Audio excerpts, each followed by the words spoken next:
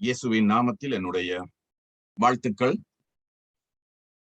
மறுபடியுமாக ஒரு திங்கட்கிழமை ஆதியாகம புத்தகத்தை படிப்பதற்காக நாம் இணைந்திருக்கிறோம்.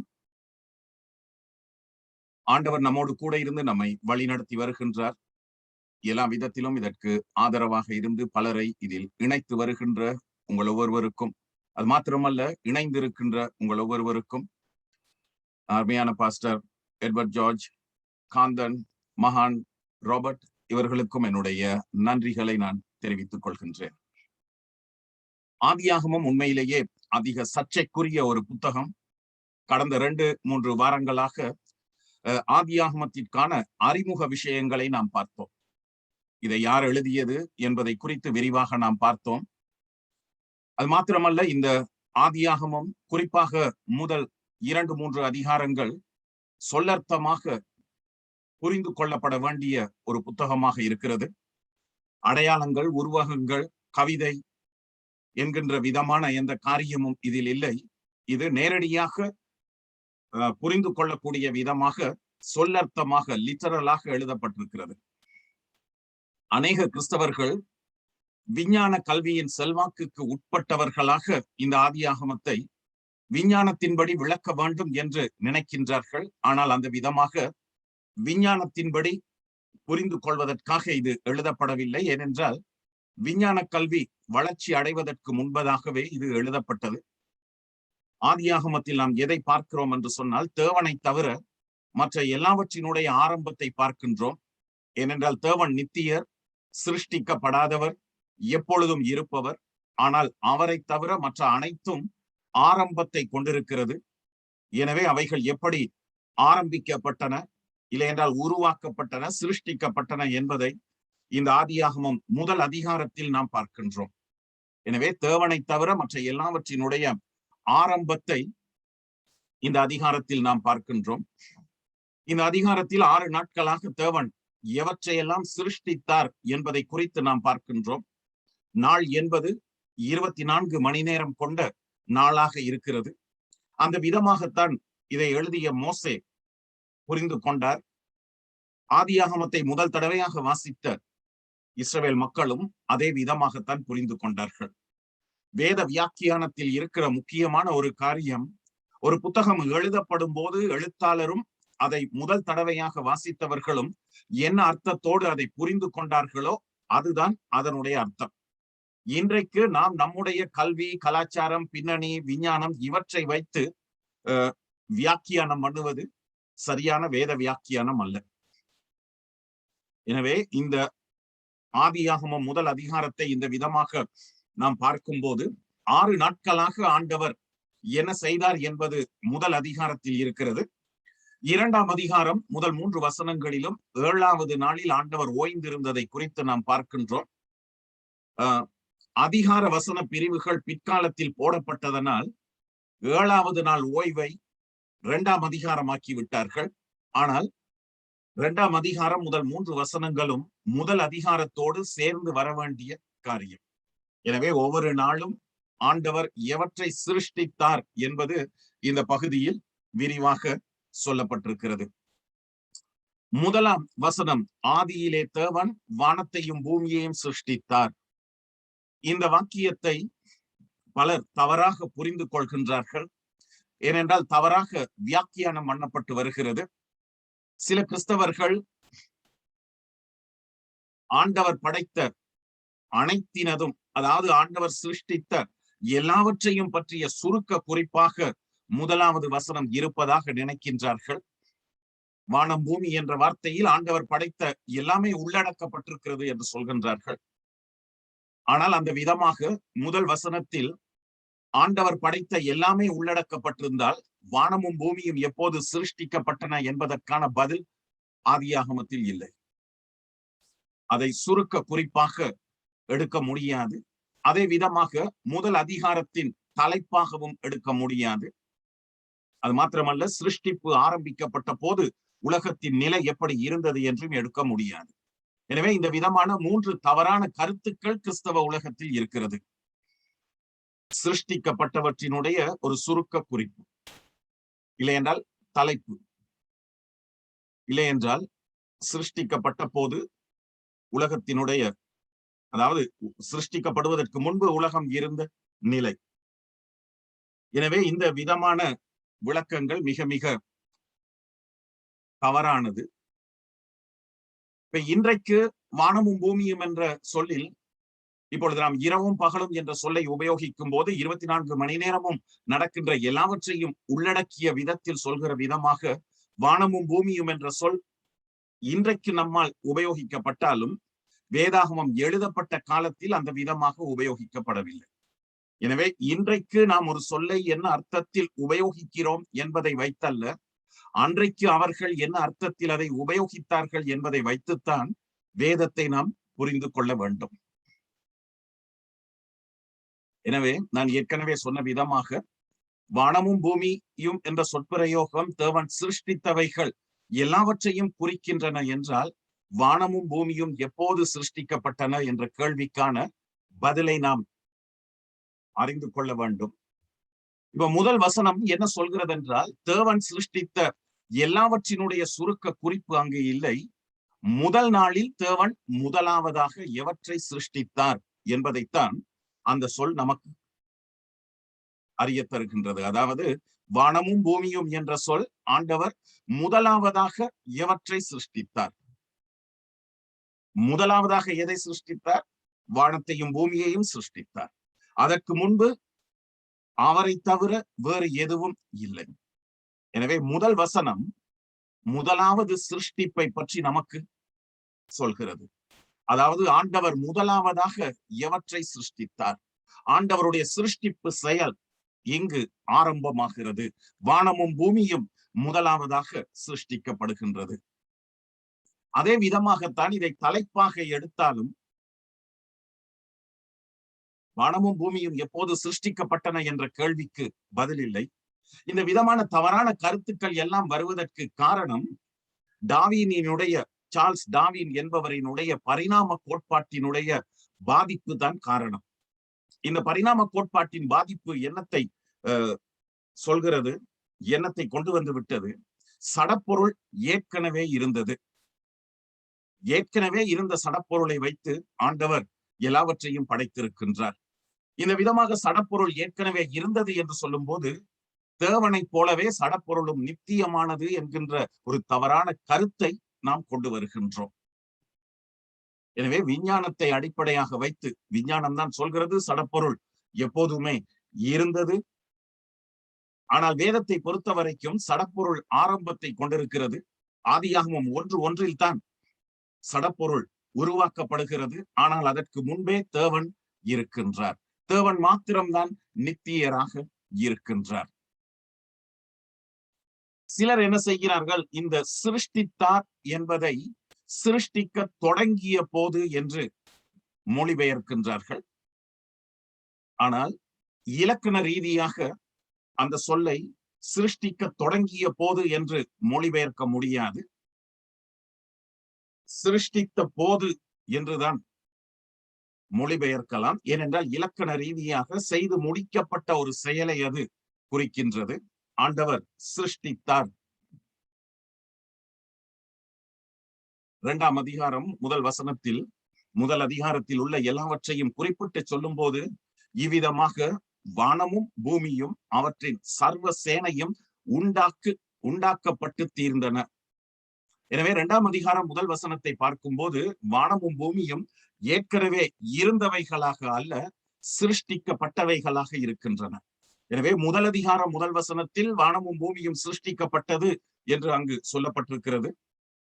2ஆம் அதிகாரம் முதல் வசனம் வரும்போது எல்லாமே சிருஷ்டிக்கப்பட்டு முடிவடைந்தன என்று 2ஆம் அதிகாரம் முதல் வசனம் தான் ஒரு சுருக்க குறிப்பாக இருக்கிறதை தவிர முதல் அதிகாரம் முதல் வசனம் அந்த விதமான சுருக்க குறிப்பாக இல்லை. அது மாத்திரமல்ல, யாத்ராகமம் 20ஆம் அதிகாரம் 8-11 வரைக்கும் வாசிக்கும் போது ஆண்டவர் 6 நாட்களில் எல்லாவற்றையும் சிருஷ்டித்தார் என்று பார்க்கின்றோம். அந்த விதமாக அந்த வசனத்தில் என்ன சொல்லப்படுகிறது? வானத்தையும் பூமியையும் சமுத்திரத்தையும் அவைகளில் உள்ள எல்லாவற்றையும் ஆண்டவர் சிருஷ்டித்தார். எனவே வானமும் பூமியும் சிருஷ்டிக்கப்பட்டவைகள்.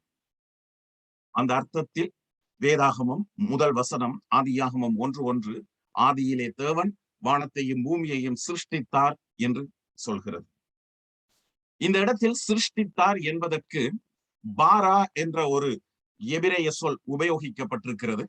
இந்த பாரா என்ற சொல் ஒன்றும் இல்லாததில் இருந்து தேவன் எல்லாவற்றையும் சிருஷ்டித்தார் என்று அர்த்தம் தருகிற ஒரு சொல். எனவே வானத்தையும் பூமியையும் ஆண்டவர் படைத்த போது அதற்கு முன் எதுவும் இருக்கவில்லை, ஒன்றுமே இருக்கவில்லை, ஒன்றும் இல்லாத நிலையில் அவற்றை அவர் சிருஷ்டித்தார். இதனால்தான் இந்த சிருஷ்டிக்க தொடங்கிய போது என்று அதை மொழிபெயர்க்கும் போது அது தவறானதாகவும் முழுக்க முழுக்க பரிணாம கோட்பாட்டின் பாதிப்புக்கு உட்பட்டதாகவும் இருக்கிறது. ஏனென்றால் இந்த பாரா என்ற சொல் சிருஷ்டிக்கப்பட்டதை குறிப்பிடுவதற்கு உபயோகிக்கப்பட்டாலும் ஒன்றை சிருஷ்டிப்பதற்கு உபயோகிக்கப்படுபவற்றை குறிப்பிட உபயோகிக்கப்படவில்லை. அது சில நேரம் உங்களுக்கு புரிந்து கொள்வதற்கு கடினமானதாக இருக்கலாம். அதாவது மரத்தை வைத்து நான் ஒரு மேசையை செய்கின்றேன். எனவே மரத்தை வைத்து மேசையை செய்யும் போது அதற்கு பாரா என்ற எபிரேய சொல்லை உபயோகிக்க முடியாது. ஏனென்றால் ஏற்கனவே மரம் இருக்கிறது, இருக்கின்ற ஒன்றை வைத்து மேசை செய்யப்படுகிறது. அந்த விதமாக தேவன் ஏற்கனவே இருந்த சடப்பொருளையோ மூலப்பொருளையோ வைத்து எதையும் சிருஷ்டிக்கவில்லை. அதனால்தான் இந்த பாரா என்ற சொல் ஒரு சில இடங்களில் மாத்திரம்தான் ஆதியாகமத்தில் உபயோகிக்கப்பட்டிருக்கிறது. தேவன் மனிதனை சிருஷ்டித்த போது ஏற்கனவே தாம் சிருஷ்டித்த மண்ணை வைத்து மனிதனை சிருஷ்டித்தார். அதனால் அந்த இடத்தில் பாரா என்ற சொல் உபயோகிக்கப்படவில்லை. எனவே நாம் மிகவும் கவனமாக தமிழ் மொழிபெயர்ப்பில் இல்லை என்றால் ஆங்கில மொழிபெயர்ப்பில் என்ன சொற்கள் இருக்கிறது என்பதை வைத்தல்ல, வேதம் எழுதப்பட்ட மொழியில் என்ன சொல் இருக்கிறது, அது என்ன அர்த்தத்தில் இருக்கிறது, இலக்கண ரீதியாக என்ன விதமாக இருக்கிறது என்பதை அறிந்து கொள்ள வேண்டியது முக்கியம். எனவே ஏற்கனவே இருந்த ஒன்றை வைத்து ஒன்றை உருவாக்குவதற்கு இந்த பாரா என்ற சொல் உபயோகிக்கப்படுவதில்லை. எனவே ஒன்றும் இல்லாததில் இருந்து தேவன் என்ன செய்திருக்கிறார், இதை வானத்தையும் பூமியையும் சிருஷ்டித்திருக்கிறார். ஆதியாகமம் முதல் அதிகாரத்தை பார்த்தீர்கள் என்றால் முதல் வசனத்தில், பிறகு 21ஆம் வசனத்தில், 27ஆம் வசனத்தில், பிறகு 2ஆம் அதிகாரம் 3ஆம் வசனத்தில், 4ஆம் வசனத்தில் இந்த பாரா என்ற சொல் இருக்கிறது. இந்த இடங்களில் எபிரேய மொழி இலக்கணத்தின்படி கல் ஸ்டெம்மில், அதாவது நிஃபெல் ஸ்டெம், கல் ஸ்டெம் என்று ஒவ்வொரு வினை சொற்களுக்கும் ஸ்டெம்ஸ் இருக்கிறது. ஸ்டெம்ஸ் என்று சொல்லும் போது எதில் இருந்து இந்த சொல் வருகிறது, எதில் இருந்து வருகிறது என்பதை குறிப்பிடுகின்ற ஒரு காரியம். அது எபிரேய மொழி இலக்கணத்தில் இருக்கிற ஒரு காரியம்.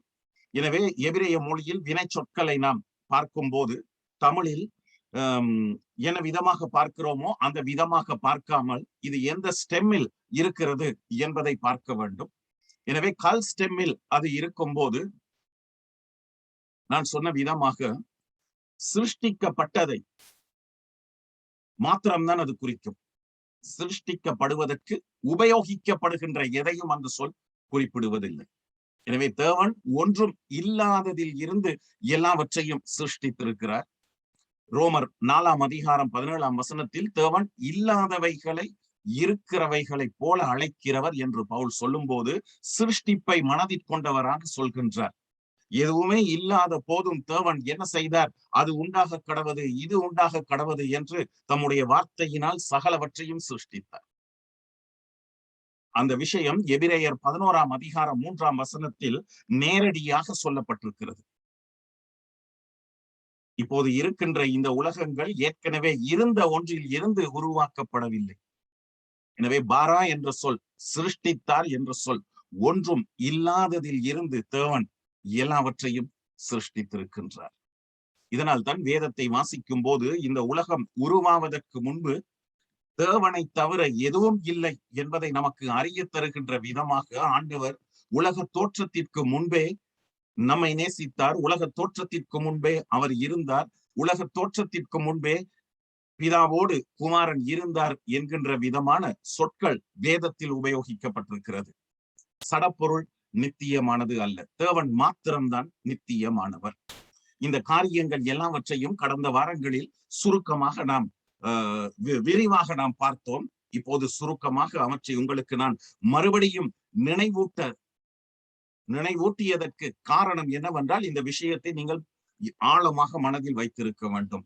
தேவன் முதல் நாளில் முதலாவதாக எவற்றை சிருஷ்டித்தார் என்று தான் ஆதியாகமம் 1:1 நமக்கு கூறுகிறதே தவிர வேறு விதமாக அந்த வசனத்தை வியாக்கியானம் பண்ணக்கூடாது.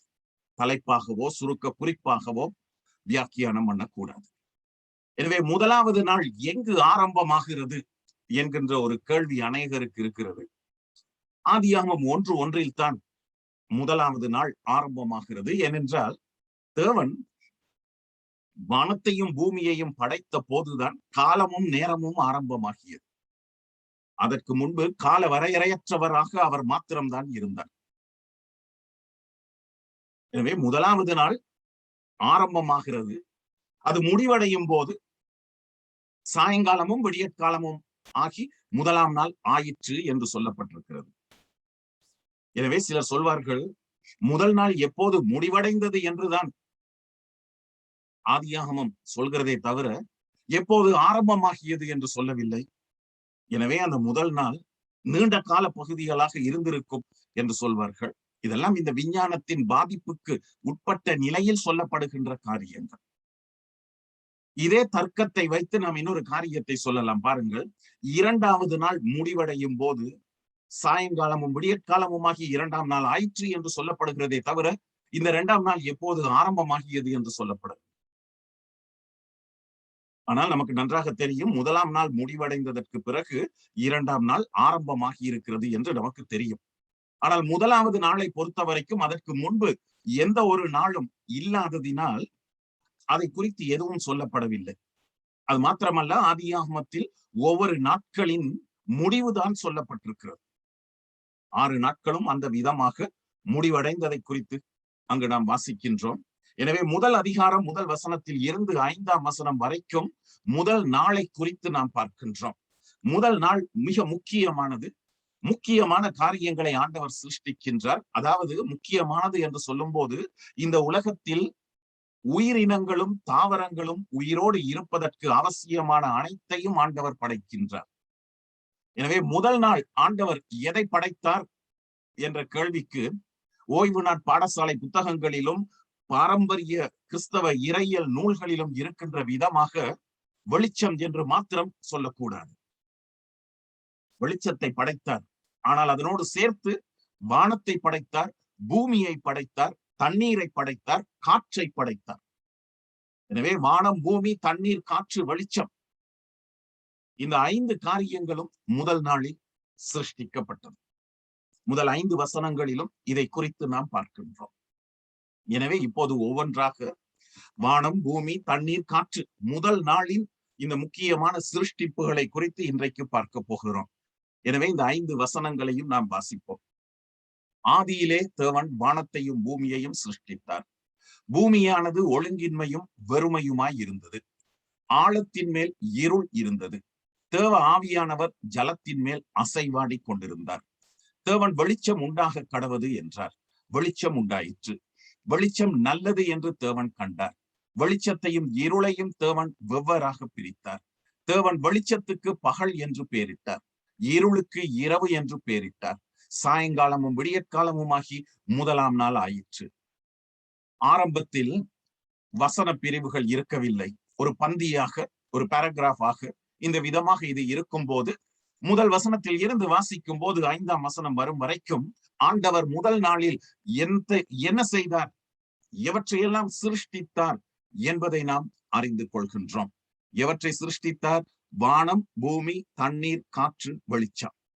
இந்த 5ம் இந்த வசனங்களில் இருக்கிறது. ஒவ்வொன்றாக நாம் பார்ப்போம். ஏற்கனவே நான் சொன்ன விதமாக இந்த ஆதியிலே என்ற சொல் ஆரம்பத்தில், இல்லை என்றால் தொடக்கத்தில் என்று அர்த்தம் தருகிற ஒரு சொல்.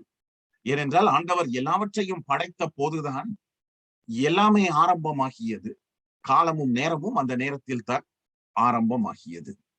ஏற்கனவே விரிவாக நாம் பார்த்திருக்கிறோம். யோவான் 1:1 ஆதியிலே என்ற சொல் நித்தியத்தை குறிக்கின்றது. ஆனால் ஆதியாகமம் 1:1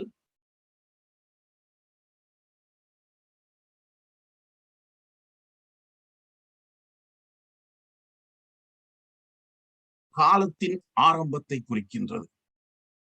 எனவே ஆதியாகமம் காலத்தின் ஆரம்பத்தை குறிக்கின்றது. யோவான் கால வரையறையற்ற நித்தியத்தை குறிக்கின்றது.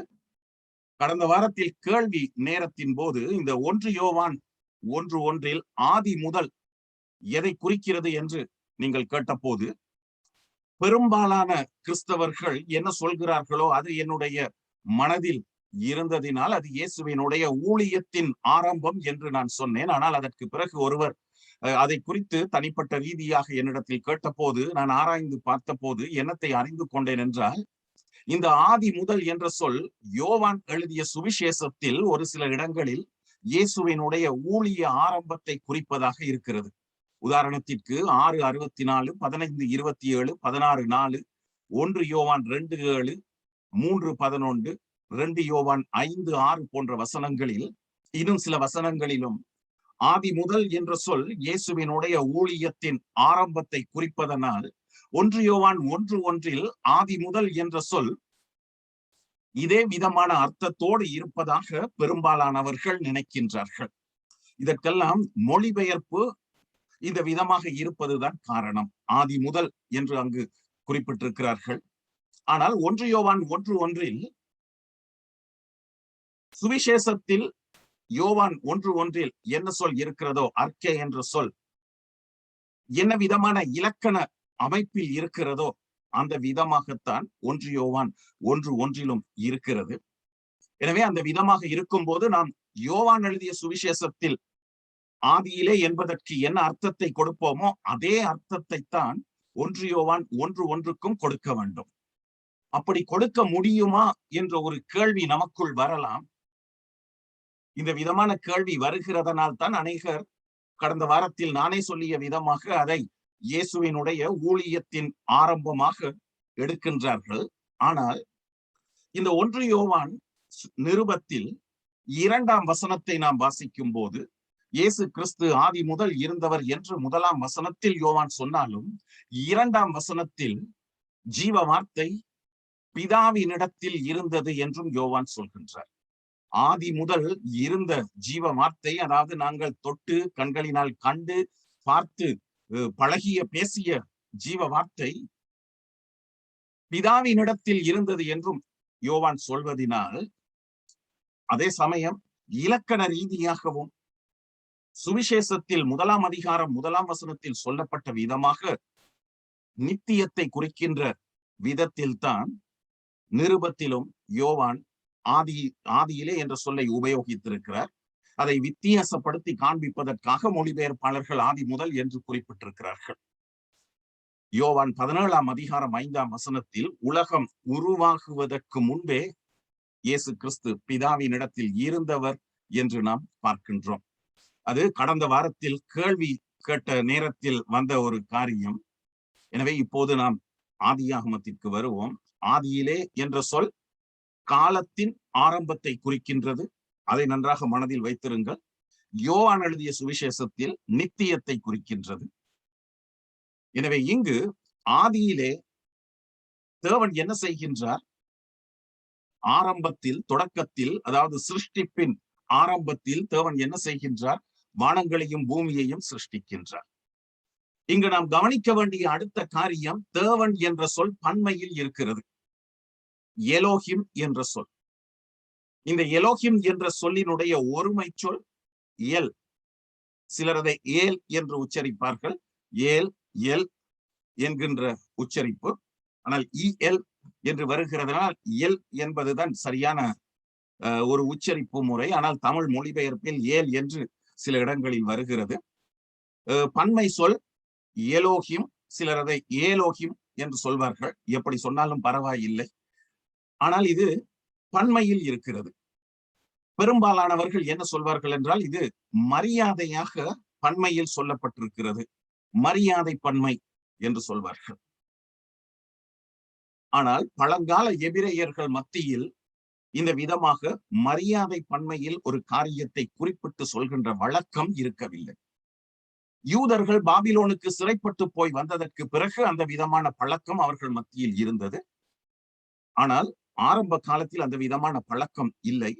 எனவே பிற்காலத்தில் உள்ள ஒரு காரியத்தை கொண்டு போய் ஆரம்பத்தில் இருந்த நிலைமைக்கு நம்மால் போட முடியாது.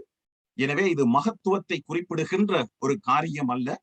எலோகிம் என்ற பன்மை சொல் அங்கு இருப்பதற்கு காரணம் தேவன் திரியேகராக இருக்கிறார் என்று புதிய ஏற்பாட்டின் மூலம் நாம் அறிந்திருக்கிறோம். தேவன் திரியேகராக இருக்கிறார். அதாவது பிதா, குமாரன், பரிசுத்த ஆவி என்கின்ற திரியேக தேவனாக இருக்கின்றார். ஆனாலும் 3 தனிப்பட்ட கடவுள்களாக அவர் இல்லை. நாம் 3 கடவுள்களை, 3 தெய்வங்களை வழிபடுகிறவர்கள் அல்ல.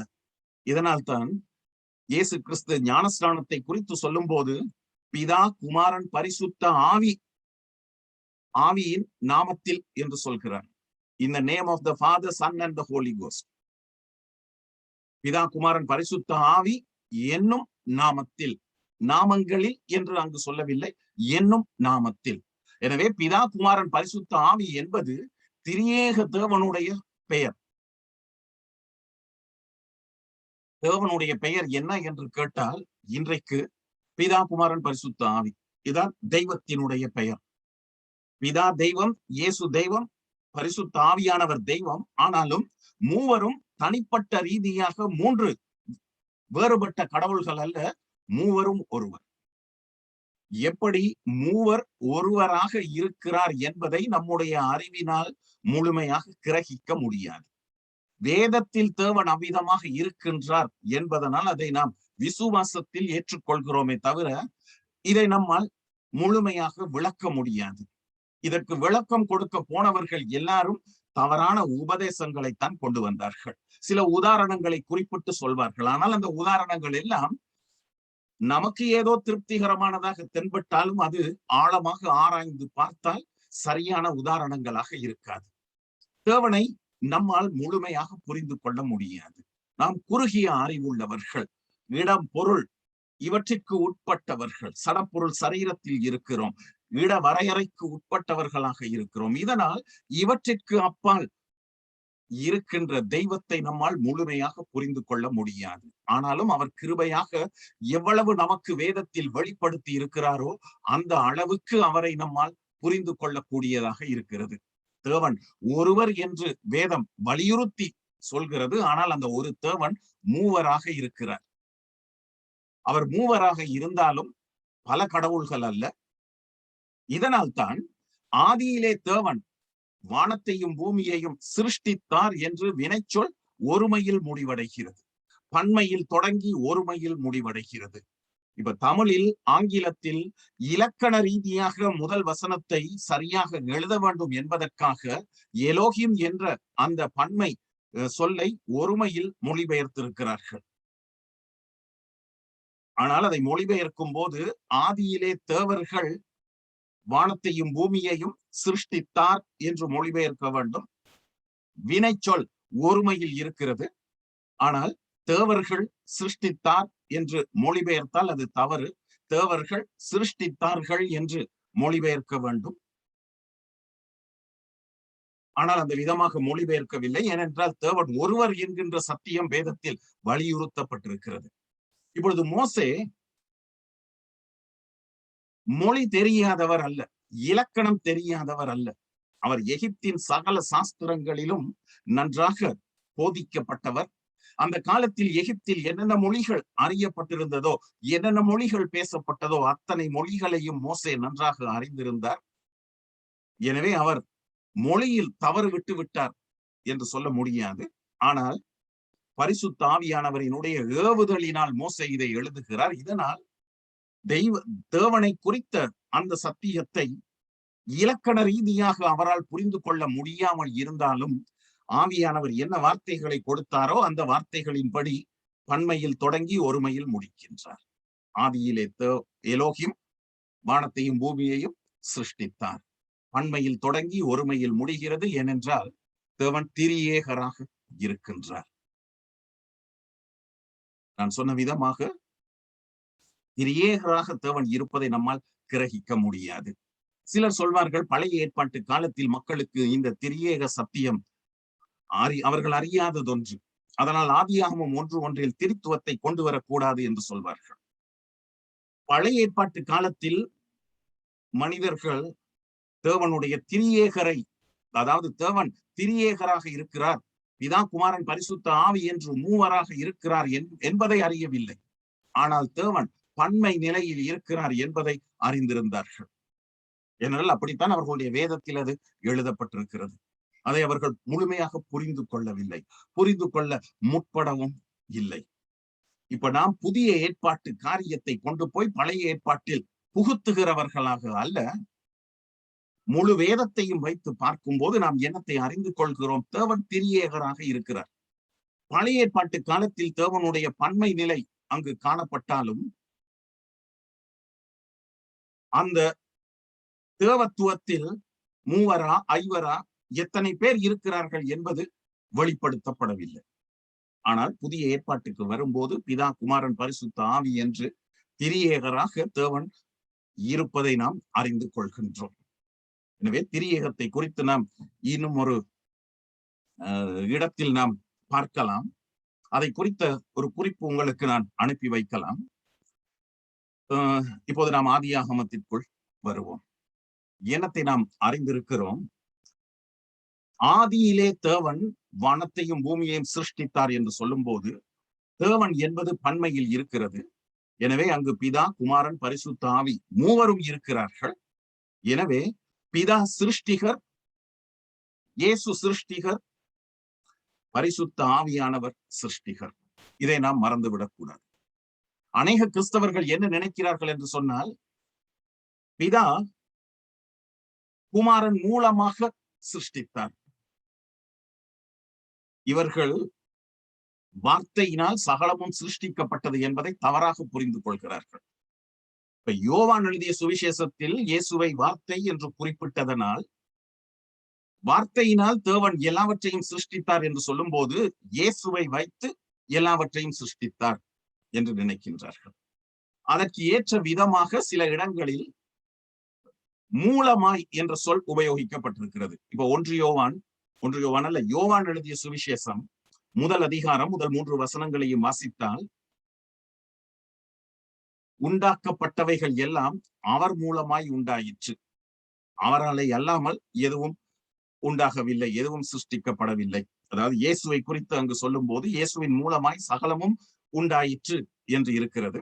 இதனால் தேவன் இயேசுவை வைத்து எல்லாவற்றையும் சிருஷ்டித்தார். ஆனால் நீங்கள் என்றைக்காவது கவனித்து பார்த்திருக்கிறீர்களோ தெரியாது, ரோமர் 11ஆம் அதிகாரம் 36ஆம் வசனத்திலும் எபிரேயர் 2ஆம் அதிகாரம் 10ஆம் வசனத்திலும் இந்த மூலமாய் என்ற சொல் பிதாவுக்கு உபயோகிக்கப்பட்டிருக்கிறது. அதாவது யோவான் எழுதிய சுவிசேஷத்தில் எப்படி சகலமும் இயேசுவின் மூலமாய் சிருஷ்டிக்கப்பட்டது என்று சொல்லப்பட்டிருக்கிறதோ அந்த விதமாக ரோமர் 11:36 எபிரேயர் 2:10 எல்லாமே பிதாவின் மூலமாய் சிருஷ்டிக்கப்பட்டது என்றும் சொல்லப்பட்டிருக்கிறது. எனவே இந்த 2 வசனங்களை வைத்துக் கொண்டு நாம் இப்படியும் தர்க்கம் பண்ணலாம். எப்படி? இயேசு கிறிஸ்து பிதாவை வைத்து எல்லாவற்றையும் சிருஷ்டித்தார் என்று. இப்ப இந்த மூலமாய் என்ற சொல் ஒருவர் மற்றவரை உதவியாளராக வைத்து, இல்லை என்றால் மற்றவர் மூலமாக சிருஷ்டித்தார் என்கின்ற அர்த்தத்தை நம்முடைய தமிழ் மொழியில் தந்தாலும், கிரேக்க மொழியில் இது புதிய ஏற்பாட்டில் இருக்கிறது. இலக்கண ரீதியாக அந்த வசனங்கள் எழுதப்பட்டிருக்கிற முறையை பார்க்கும் போது ஒருவர் மற்றொருவர் மூலமாய் இந்த காரியத்தை செய்தார் என்றல்ல, இருவரும் சேர்ந்து அதை செய்தார்கள் என்ற அர்த்தத்தை தருகிற விதத்தில் இருக்கிறது. எனவே குமாரன் மூலமாய் சகலமும் சிருஷ்டிக்கப்பட்டது என்று சொன்னால், பிதாவும் குமாரனும் ஒன்றாக சேர்ந்து அந்த காரியத்தை செய்திருக்கிறார்கள் என்றால், குமாரன் மூலமாய் சிருஷ்டிக்கப்பட்டது என்று மாத்திரமல்ல, பிதாவின் மூலமாய் சிருஷ்டிக்கப்பட்டது என்றும் அங்கு சொல்லப்பட்டிருக்கிறது. அதனால இந்த மூலமாய் என்ற சொல்லை மாத்திரம் வைத்துக் கொண்டு தவறாக நாம் சிருஷ்டிப்பை வியாக்கியானம் பண்ணக்கூடாது. பாரம்பரியமாக கிறிஸ்தவர்கள் அந்த விதமாக தவறாக இந்த மூலமாய் என்ற சொல்லை புரிந்து கொண்டிருக்கிறார்கள். இதனால்தான் யெகோவாவின் சாட்சிகள் இயேசுவை தேவனை விட பிதாவை விட தாழ்வானவர் என்று சொல்லும் போது, சிருஷ்டிப்பை குறித்து சொல்கின்ற காரியத்தை குறித்து சொல்லும் போது அது உண்மை என்று நம்பி விடுகின்றார்கள். இப்ப வேதம் தெளிவாக நமக்கு என்னத்தை காண்பிக்கின்றது? ஒருவர் இன்னொருவரை வைத்து, இல்லை என்றால் இன்னொருவர் மூலமாக இதை செய்யவில்லை. தேவன் எலோகிம் என்ற சொல் பன்மையில் இருக்கிறது. காரணம், பிதா குமாரன் பரிசுத்த ஆவி மூவரும் அதில் இருக்கின்றார்கள். மூவரும் சேர்ந்து என்ன செய்கின்றார்கள்? எல்லாவற்றையும் படைக்கின்றார்கள். எனவே இப்போது வெளிச்சம் உண்டாக கடவது என்று யார் சொன்னது? பொதுவாக நாம் என்ன நினைக்கிறோம்? தேவன் அதை சொன்னார், இயேசு அதை செய்தார் என்று. இது பாரம்பரியமாக கிறிஸ்தவத்தில் இருக்கிற ஒரு தவறான கருத்து. சரியான கருத்து என்னது? பிதா குமாரன் பரிசுத்த ஆவி மூவருமாக சேர்ந்து என்ன செய்கிறார்கள்? வெளிச்சம் உண்டாக கடவது என்று சொல்கிறார்கள். இல்ல, பிதா தானே சொன்னார் என்று நீங்கள் தர்க்கம் பண்ணலாம். ஆனால் யார் சொன்னது? தேவன். தேவன் பிதா மட்டும்தான் தேவனா? இயேசு தேவன் இல்லையா? பரிசுத்தாவியானவர் தேவன் இல்லையா? மூவரும் தேவன். ஆனால் மூன்று கடவுள்கள் அல்ல. மூவரும் ஒன்றாய் இருக்கிறார்கள், ஒருவராய் இருக்கிறார்கள். எப்படி ஒன்றாக ஒருவராக இருக்கிறார்கள் என்று நமக்கு தெரியாது, நம்மால் புரிந்து கொள்ள முடியாது. ஆனால் மூவருமாக சேர்ந்து என்ன செய்கிறார்கள்? எல்லாவற்றையும் சிருஷ்டிக்கின்றார்கள். எனவே தேவன் நம்முடைய வார்த்தையினால் எல்லாவற்றையும் சிருஷ்டித்தார் என்றால், யோவான் 1:1 இயேசு வார்த்தை என்று குறிப்பிடப்பட்டிருப்பதினால் அந்த அர்த்தத்தை கொண்டு வந்து இங்க போடக்கூடாது. இப்ப தமிழ் கிறிஸ்தவர்கள், இல்லை என்றால் பொதுவாக கிறிஸ்தவத்தில் இருக்கிற ஒரு தவறான கருத்து என்னது? எங்கேயாவது ஓரிடத்தில் இருக்கிற ஒரு அர்த்தத்தை கொண்டு வந்து மற்ற இடத்திற்குள் அதை புகுத்துவது. அந்த விதமாக புகுத்தாமல் ஒவ்வொரு வசனத்திலும் ஒவ்வொரு அதிகாரத்திலும் ஒரு விஷயம் என்ன விதமாக சொல்லப்பட்டிருக்கிறது என்பதை நாம் அறிந்து கொள்ள வேண்டும். யோவான் இயேசுவை வார்த்தை என்று சொல்லும் போது வழக்கமாக பேசப்படுகின்ற வார்த்தையான சொல்லை உபயோகிக்கவில்லை. இப்ப எபிரேய மொழியில் டபார் என்கின்ற சொல், கிரேக்க மொழியில் அவர் லோகோஸ் என்ற சொல்லை உபயோகிக்கின்றார். இப்ப கிரேக்க மொழியில் ஒரு சிக்கல் இருக்கிறது. இந்த டபார் என்கின்ற பேசப்படுகிற சொல்லுக்கும் லோகோஸ் என்று சில இடங்களில் குறிப்பிடுகின்றார்கள். ஆனால் யோவான் இயேசுவை லோகோஸ் என்று சொல்லும் போது வழக்கமாக சாதாரணமாக பேசுகிற சொல்லை அல்ல, கிரேக்க தத்துவங்களில் இருக்கின்ற ஒரு சொல்லை உபயோகிக்கின்றார். எல்லாவற்றையும் சிருஷ்டித்து பராமரித்து வருகின்ற நியதியை குறிப்பிடுகின்ற ஒரு வார்த்தை தான் லோகோஸ் என்பது. எனவே இயேசு கிறிஸ்து எல்லாவற்றையும் சிருஷ்டித்து எல்லாவற்றையும் பராமரித்து வருகின்றார். கிரேக்க தத்துவத்தை பின்பற்றியவர்கள் எல்லாவற்றிற்கும் காரணம் யார் என்று, எது என்று நினைத்துக் கொண்டிருந்தார்களோ அது வேறு யாரும் அல்ல, வேறு எதுவும் அல்ல, அது இயேசு கிறிஸ்து என்பதை அவர்களுக்கு சொல்வதற்காக லோகோஸ் என்ற சொல்லை உபயோகிக்கின்றார். எனவே அந்த இடத்தில் இருக்கிற லோகோஸ் என்ற சொல்லை கொண்டு வந்து இங்கு ஆதியாகமத்திற்குள் போடக்கூடாது. யோவான் 1ஆம் நூற்றாண்டில் கிரேக்க உலகத்தில் இருந்த தத்துவத்தில் இருந்த ஒரு சொல்லை எடுக்கிறார். கிறிஸ்துவுக்கு பின் 1 நூற்றாண்டு. ஆதியாகமம் கிறிஸ்துவுக்கு முன் 15ஆம் நூற்றாண்டில் மோசே இதை எழுதுகிறார்.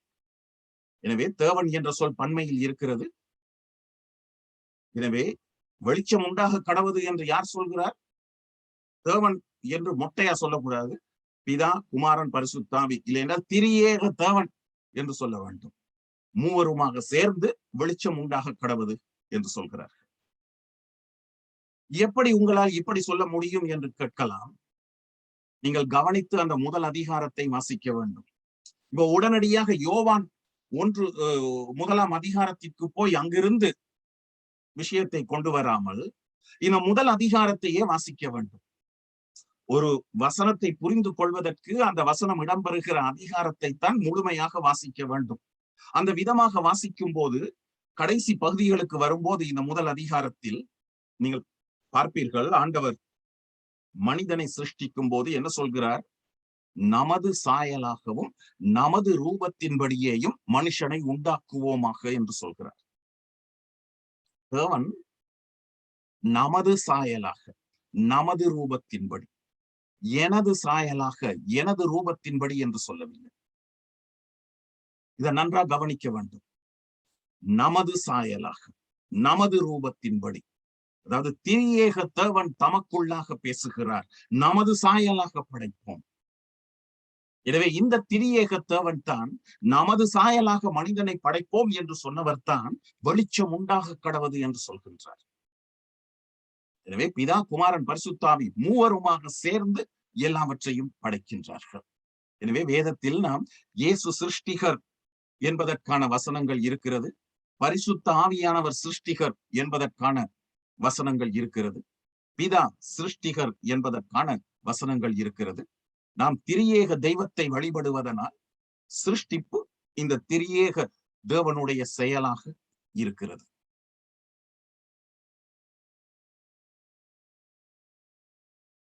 இப்ப நன்றாக நாம் கவனித்து பார்த்தோம் என்றால், இயேசுவை சிருஷ்டிகர் என்று சொல்லும் போது பாருங்கள், எபிரேயர் 1:10 இயேசுவோடு அந்த வசனம் பேசப்படுகின்ற விதமாக இருக்கிறது. கர்த்தாவே, நீர் ஆதியிலே பூமியை அஸ்திபாரப்படுத்தினீர், வானங்கள் உம்முடைய கரத்தின் கிரியைகளா இருக்கிறது என்ற காரியம் இயேசுவிடம் சொல்லப்படுகிறது என்பதை 8ஆம் வசனத்தில் நீங்கள் பார்க்கலாம். யோவான் 1:3 உண்டானதொன்றும் அவராலே அல்லாமல் உண்டாகவில்லை, எல்லாமே இயேசுவினால் உண்டாக்கப்பட்டது என்று சொல்லப்பட்டிருக்கிறது. எனவே இந்த முதல் வசனம் என்னெல்லாம் பார்த்திருக்கிறோம்? முதலாவதாக ஆண்டவர் எதை படைத்தார்? வானத்தையும் பூமியையும் படைத்தார். யார் அதை படைத்தார்? திரியேக தேவன் படைத்தார். இப்ப இந்த சிருஷ்டிப்பில், திரியேக தேவனினுடைய சிருஷ்டிப்பில் முதலாவதாக எது படைக்கப்பட்டது? அதுதான் முதல் வசனத்தில் இருக்கிறது. என்னது இருக்குது? வானத்தையும் பூமியையும் சிருஷ்டித்தார்.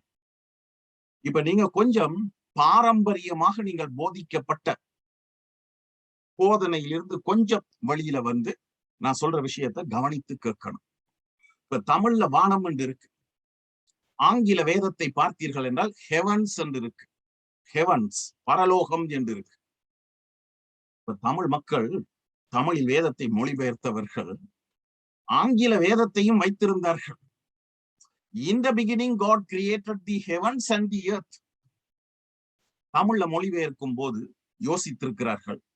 யோசிக்கவில்லை. அவர்களினுடைய பாரம்பரிய உபதேசத்தினுடைய செல்வாக்கு காரணமாக ஆங்கிலத்தில் ஹெவன்ஸ் என்று இருந்தாலும், பரலோகங்கள் என்று அர்த்தம் தருகிற ஹெவன்ஸ் என்ற அர்த்தம் உள்ள சொல் இருந்தாலும் அப்படி மொழிபெயர்க்காமல் வானம் என்று ஆகாயத்தை குறிப்பிடுகின்ற சொல்லை உபயோகித்திருக்கிறார்கள்.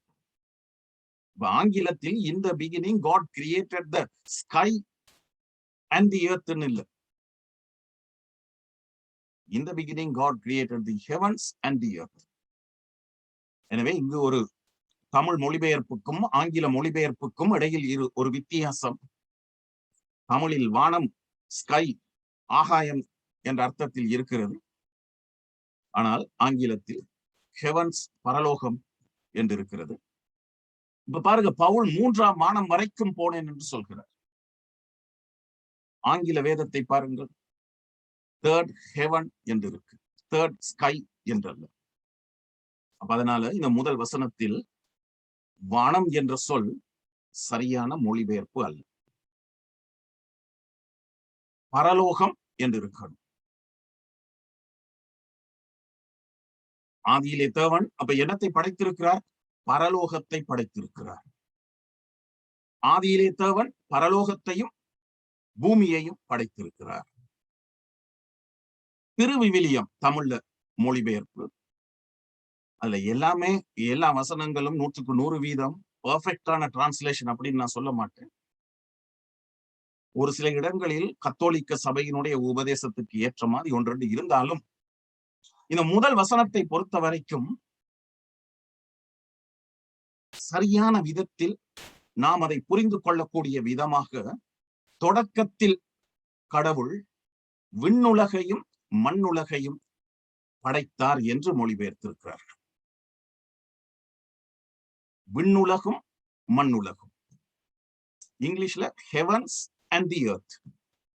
எனவே ஹெவன்ஸ் அண்ட் தி எர்த், இதை வானமும் பூமியும் என்று சொல்வது சரியா, இல்லை என்றால் விண்ணுலகமும் மண்ணுலகமும் என்று சொல்வது சரியா? யோசித்து பாருங்கள். திருவிவிலியம் சரியாக மொழிபெயர்த்திருக்கிறார்கள் அந்த இடத்தில் விண்ணுலகம். நம்ம பரலோகம் என்று சொல்கிறோம். இப்ப நமக்கு பரலோகம் என்று சொல்லும் போது ஒரு வித்தியாசமான அர்த்தம் வருகிறதாக இருக்குது. விண்ணுலகம் என்று சொல்லும் போது இன்னொரு அர்த்தம் வர மாதிரி இருக்கு. இது இந்த தமிழ் மக்களுக்கு இருக்கிற ஒரு பெரிய தடுமாற்றம். தமிழை முதலாவதாக நம்ம நல்லா அறிந்திருக்கணும். தமிழ் ஒரு வளமான மொழி, அழகான மொழி. ஒரு குறிப்பிட்ட விஷயத்தை சொல்வதற்கு பல சொற்கள் தமிழில் இருக்கிறது. இதெல்லாம் கிறிஸ்தவர்களுக்கு தெரியாமல் போகிறது தான் துயரம். கிறிஸ்தவர்கள் கொஞ்சம் தமிழ் படிக்கணும். தப்பா என்ன நினைச்சு கொள்ளாதீங்க. நிறைய பேருக்கு தமிழ் தெரியாம இருக்குது. இதனால தப்பு தப்பான உபதேசங்களை கொண்டு வந்து விடுகின்றார்கள். ஒரு சொல்லுக்கு பல அர்த்தங்கள் இருக்கும் போது நம்ம ரொம்ப கவனமாக இருக்கணும். இப்ப 6ஆம் 7ஆம் 8ஆம் வசனங்களில் இந்த முதல் அதிகாரத்தில் ஆகாய விரிவு என்ற ஒரு சொல் இருக்கிறது. ஆகாய விரிவு எபிரேயத்தில் ராக்கியா என்ற ஒரு எபிரேய சொல்லை உபயோகித்திருக்கிறார்கள். ஆகாய விரிவு, அதாவது இன்றைக்கு நாம் ஸ்கை என்று எதை சொல்கிறோமோ, வானம் என்று எதை சொல்கிறோமோ அதை குறிப்பிடுகின்ற சொல். ஆனாலும் இந்த எபிரேய மொழியில் ஷெமாயிம் என்ற சொல் ஒன்றுக்கும் மேற்பட்ட அர்த்தங்களுடையதாக இருக்கு. இப்ப மொழியின் சிறப்பு என்னது? ஒரு விஷயத்தை குறிப்பிடுவதற்கு பல சொற்கள் இருப்பது மாத்திரமல்ல, ஒரு சொல்லுக்கு ஒன்றுக்கும் மேற்பட்ட அர்த்தங்கள் இருக்கிறது. அதனால்தான் நான் அடிக்கடி உபயோகிக்கிற உருவாக்கிய ஒரு 2 வரிகள் இருக்கிறது, திருக்குறள் மாதிரி. வாழ்க்கையில் உள்ளது பாடு, ஆனாலும் நீ தொடர்ந்து பாடு, இல்லாவிட்டால் உன் பாடு பெரும்பாடு. பலர் நீங்கள் கேட்டிருப்பீர்கள், பல தடவைகள் இதை நான் சொல்லி இருக்கிறேன். சிலர் நினைக்கலாம் இவருக்கு இந்த பாட்டை விட்டா வேற எந்த பாட்டும் இல்லையோ என்று. ஆனால் இது தெளிவாக நமக்கு ஒரு காரியத்தை கற்றுக் கொடுக்கிறது. வாழ்க்கையில் உள்ளது பாடு, ஆனாலும் நீ தொடர்ந்து பாடு என்று சொல்லும் போது இந்த 2 வாக்கியங்களிலும் பாடு என்ற சொல் வித்தியாசமான அர்த்தத்தில் வருகிறது.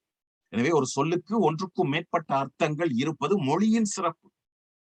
எபிரேய மொழியிலும் அந்த விதமாக பரலோகத்தை குறிப்பிடுவதற்கும் சில இடங்களில் வானத்தை குறிப்பிடுவதற்கும் இந்த ஷெமாயிம் என்ற எபிரேய சொல் உபயோகிக்கப்பட்டிருக்கிறது. எனவே வேறு இடங்களில் இந்த சொல் ஆகாயத்தை குறிக்கின்றது என்று சொல்லும் போது லேசாக புரிந்து கொள்ளலாம். ஆனால் இந்த முதல் வசனத்தில் என்ன அர்த்தத்தில் இந்த சொல் உபயோகிக்கப்பட்டிருக்கிறது? பரலோகம் என்ற அர்த்தத்திலா, திருவிவிலியத்தில் சொல்லப்பட்ட விதமாக விண்ணுலகம் என்ற அர்த்தத்திலா, ஆங்கில வேதாகமங்களில் சொல்லப்பட்ட விதமாக ஹெவன்ஸ் என்ற அர்த்தத்திலா, இல்லை என்றால் நாம் நினைக்கின்ற விதமாக ஆகாயம் என்ற அர்த்தத்திலா? இந்த 8 வசனங்கள் வரைக்கும் முதல் அதிகாரத்தில் வாசிக்கும் போது ஆகாயத்தை குறிப்பிடுவதற்கு ராக்கியா என்ற இன்னொரு சொல் உபயோகிக்கப்பட்டிருக்கிறது.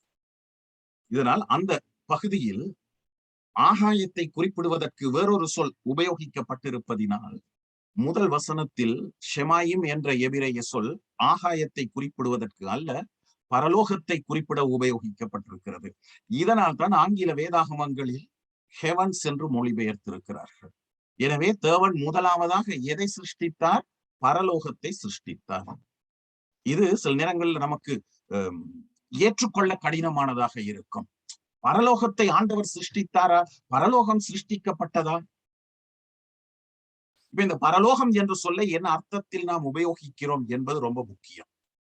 பரலோகம் என்று நாம் சொல்லும் போது தேவனுடைய வாசஸ்தலம் என்ற அர்த்தத்தில் உபயோகிக்கின்றோம். அந்த விதமாக உபயோகிக்கும் போது தேவன் ஒரு குறிப்பிட்ட இடத்தில் இருக்கின்றார், ஒரு இட வரையறைக்கு உட்பட்டவராக இருக்கின்றார். அவர் இருக்கிற இடம் பரலோகம் என்று நாம் நினைக்கின்றோம். இதெல்லாம் நம்முடைய குறுகிய அறிவினால், குறுகிய கால வரையறைக்குட்பட்ட, இட வரையறைக்குட்பட்ட நிலையில் இருப்பதனால் நாம் இந்த விதமாக எண்ணுகிறோம். ஆனால் வேதம் என்ன சொல்கிறது? தேவன் ஆவியாக இருக்கின்றார். சாலமோன் ஆலயத்தை கட்டி அதை பிரதிஷ்டை செய்த போது என்ன சொன்னான்? வானம் உமக்கு பாதப்படி, பூமி உமக்கு சிங்காசனம், ஆகையால் நான் கட்டின இந்த ஆலயம் எம்மாத்திரம் என்று சொல்கிறார். வானம் எனக்கு சிங்காசனம், பூமி எனக்கு பாதப்படி. முதல்ல நான் மாறி சொல்லிட்டேன். வானம் எனக்கு சிங்காசனம், பூமி எனக்கு பாதப்படி. அதாவது இந்த விதமான வார்த்தைகள், ஆண்டவர் எங்கும் இருக்கின்றார். அவரை ஒரு குறிப்பிட்ட இடத்திற்குள் நம்மால் கட்டுப்படுத்தி வைக்க முடியாது. அவர் எங்கும் இருப்பவர். இது வேதாகமும் தேவனை குறித்து நமக்கு வெளிப்படுத்துகிற ஒரு சத்தியம். எனவே தேவன் எங்கும் இருக்கிறார். ஆதியாகமம் 1:1 என்ன நடக்கிறது? சிருஷ்டிப்பின் ஆரம்பம். அதற்கு முன்பு தேவனை தவிர வேறு எதுவும் இருக்கவில்லை. அப்ப பரலோகம் கூட அதற்கு முன்பு இருக்கவில்லை. தேவன் மட்டும்தான் இருந்தார். அப்ப தேவன் எங்கிருந்தார்? பரலோகத்தில் தானே அவர் இருந்திருக்க வேண்டும். தேவனுடைய இருப்பிடத்தை குறிப்பிடுவதற்கு நாம் உபயோகிக்கிற ஒரு மொழி பரலோகம். வேதத்தை பார்க்கும்போது தேவன், தேவ தூதர்கள், கேராபீன்கள், சேரூபீன்கள், இவைகள் எல்லாவற்றோடும் இவை எல்லாவற்றோடும் இருக்கின்ற விதத்தில் நமக்கு தம்மை காண்பிக்கும் போது அதை பரலோகம் என்று சொல்கின்றோம். தேவன் இருக்கின்ற இடம் பரலோகம். அந்த அர்த்தத்தில் நாம் சொல்கின்றோம். இங்கு பரலோகம் என்ற சொல், ஷெமாயிம் என்ற சொல், தேவன் அதற்கு முன்பே இருந்தார். எங்கிருந்தார், எப்படி இருந்தார் என்று நமக்கு தெரியாது. ஆனால் அவர் இருந்தார். இப்ப அவர் பரலோகத்தில் இருந்தார். பரலோகத்தில் தேவ தூதர்கள், கெரூபீன்கள், சேராபீன்கள் எல்லாம் இருக்கின்றன. எனவே தேவன் நித்தியமானவர். அவர் பரலோகத்தில் நித்தியமாக இருந்தார் என்றால் இந்த தேவ தூதர்கள், கேரோபீன்கள், சேராபீன்கள் எல்லாமே நித்தியமானவைகள் என்று சொல்ல வேண்டும். அந்த விதமாக சொல்லும் போது ஆதியாகமம் 1:1 முரண்படுத்துகிறவர்களாக இருப்போம். ஏனென்றால் ஆதியாகமம் 1:1 பெரிஷித் என்ற சொல், ஆதியிலே என்று மொழிபெயர்க்கப்பட்ட சொல், ஆரம்பத்தில், தொடக்கத்தில் என்று அர்த்தம் தருகிற அந்த சொல், அதற்கு முன்பு தேவனை தவிர எதுவும் இல்லை என்பதை அறிய தருகிறது. தேவனும் வானத்தையும் பூமியையும் எதில் இருந்து படைத்தார்? எதிலிருந்தும் அவர் படைக்கவில்லை. ஒன்றும் இல்லாததில் இருந்து அவர் எல்லாவற்றையும் படைத்தார். எனவே அந்த விதமாக படைக்கும் போது முதலாவது படைப்பாக, முதலாவது சிருஷ்டிப்பாக பரலோகம் அங்கு உருவாக்கப்படுகின்றது. எனவே தேவன் முதல் நாளில் பரலோகத்தையும் இந்த பூமியையும் சிருஷ்டித்தார். அதனால்தான் திருவிவிலியத்தில் விண்ணுலகையும் மண்ணுலகையும் படைத்தார் என்று சொல்லப்பட்டது. ஆங்கில வேதத்தில் ஹெவன்ஸ் அண்ட் தி எர்த். அப்ப நம்ம இது சரியான விதத்தில் புரிந்து கொள்வதற்கு என்னத்தை அறிந்திருக்க வேண்டும்? முதல் வசனம் தேவனுடைய முதலாவது சிருஷ்டிப்பை பற்றியது. நான் இதை திருப்பி திருப்பி சொல்வதற்கு காரணம், இது உங்களுடைய மனதில் ஆழமாக பதிந்து விட வேண்டும்.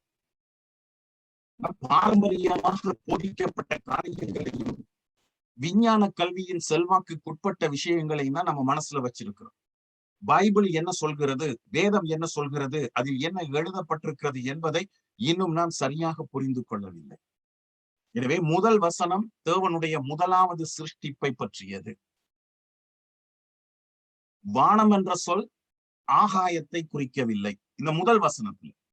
ஷெமாயிம் என்ற சொல் அது மாத்திரமல்ல, அது பன்மையில் இருக்கு. அதனால தான் ஆங்கில வேதத்தில் ஹெவன்ஸ் என்று மொழிபெயர்த்திருக்கிறார்கள்.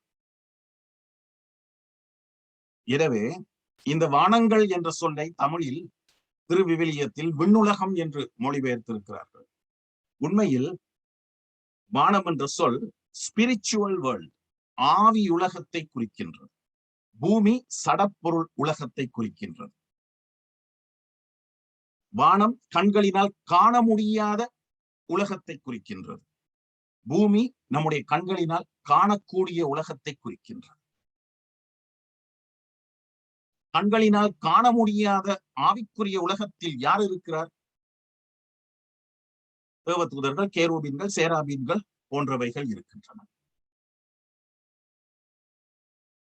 கண்களினால் காணக்கூடிய சடப்பொருள் உலகத்தில் யார் இருக்கிறார்கள்? மனிதர்களாகிய நாம் இருக்கிறோம். மிருகங்கள், பறவைகள், செடிகள், கொடிகள், மரங்கள் இவைகள் எல்லாம் இருக்கிறது. எனவே இந்த முதல் வசனத்தை நாம் சரியான விதத்தில் புரிந்து கொள்வதற்கு முதல் நாளில் ஆண்டவர் ஸ்பிரிச்சுவல் வேர்ல்ட், ஆவிக்குரிய உலகம். இப்ப இந்த ஆவிக்குரிய உலகம் என்று சொல்லும் போது இன்றைக்கு கிறிஸ்தவர்களாகிய நாம் ஆவிக்குரியது என்று என்ன அர்த்தத்தில் அந்த சொல்லை உபயோகிக்கிறோமோ அந்த அர்த்தத்தில் அல்ல, ஸ்பிரிச்சுவல் வேர்ல்ட் இல்லைன்னா ஆவி உலகம். ஆவிக்குரியது என்பதை விட ஆவி உலகம், அதுவும் தவறான அர்த்தத்தை கொடுத்துரும். ஸ்பிரிட் வேர்ல்டுன்னு இன்னொரு அர்த்தத்தை கொடுத்துரும்.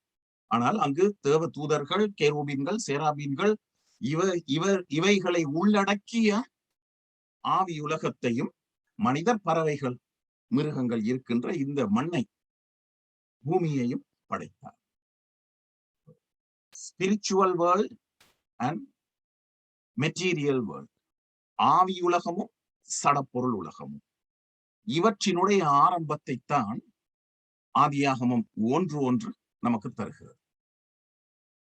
ஆவிக்குரிய உலகத்தில் தேவ தூதர்கள், கேரூபீன்கள், சேராபீன்கள் போன்ற ஆவி உலக ஜீவிகள் இருக்கின்றார்கள். சடப்பொருள் உலகத்தில் இந்த பூமி இருக்கிறது, மற்ற கிரகங்கள் எல்லாமே இருக்கிறது.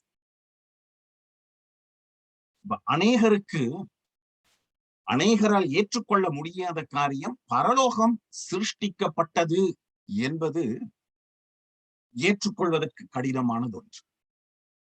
தேவன் பரலோகத்தில் இருக்கிறார், தேவன் நித்தியமானவர், அதனால் பரலோகமும் நித்தியமானது என்று நினைக்கின்றார்கள்.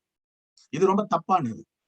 தேவன் நித்தியர் என்பது உண்மை, ஆனால் தேவ தூதர்கள் நித்தியமானவைகள் அல்ல, அவைகள் எல்லாம் சிருஷ்டிக்கப்பட்டவைகள். கொலோசையர் 1:16 வாசித்தால், பரலோகத்தில் உள்ளவைகளும் பூலோகத்தில் உள்ளவைகளுமாகிய காணப்படுகிறவைகளும் காணப்படாதவைகளுமான சகல வஸ்துக்களும் அவரால், இயேசுவினால் சிருஷ்டிக்கப்பட்டது என்று கொலோசையர் 1:16 பார்க்கிறோம். அந்த வசனத்தை கவனித்து பார்க்கணும். பரலோகத்தில் உள்ளவைகள், பூலோகத்தில் உள்ளவைகள் என்னெல்லாம் சிருஷ்டிக்கப்பட்டது? இப்போது பரலோகத்தில் இருக்கின்றவைகள், தேவ தூதர்கள், கேரூபீன்கள், சேராபீன்கள் போன்ற பரலோகத்தில் இருக்கின்றவைகளும் பூலோகத்தில் இருக்கின்றவைகளும் ஆகியவைகள். அதனால்தான் அதை விளங்கப்படுத்துகிற விதத்தில் அடுத்த வாக்கியத்தில் என்ன சொல்கிறார்கள்? காணப்படுகிறவைகளும் காணப்படாதவைகளுமான சகல வஸ்துக்கள். எனவே கொலோசியர் 1:16 மனப்பாட வசனமா வச்சிருங்க. பைபிள்ல வாக்குத்தத்த வசனம் மட்டும் தேடி வாசிக்க கூடாது. உபதேச ரீதியாக அங்கு என்னென்ன வசனங்கள் இருக்கிறதோ அந்த வசனங்களையும் நன்றாக சரியாக அறிந்திருக்கணும். எனவே பரலோகத்தில் உள்ளவைகளும் பூலோகத்தில் உள்ளவைகளும் ஆகிய, பரலோகத்தில் என்ன இருக்கிறது, பூலோகத்தில் என்ன இருக்கிறது என்பதை நாம் புரிந்து கொள்வதற்காகத்தான் காணப்படுகிறவைகளும் காணப்படாதவைகளுமான சகல வஸ்துக்களும் என்று அது சொல்லப்பட்டிருக்கிறது.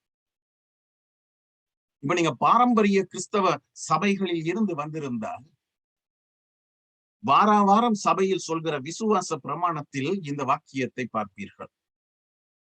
காணப்படுகிறதும் காணப்படாததுமான எல்லாவற்றையும் படைத்தவராயிருக்கிற பிதாவை விசுவாசிக்கிறேன் என்று அந்த விசுவாச பிரமாணத்தில் வரும். எனவே விசுவாச பிரமாணத்தில் இருக்கிறது, பைபிள்ல இருக்குது. கொலோசியர் 1:16 அதுதான் ஆதியாகமம் 1:1 ஆண்டவர் சிருஷ்டித்தது. காணப்படுகிறவைகள் காணப்படாதவைகள்.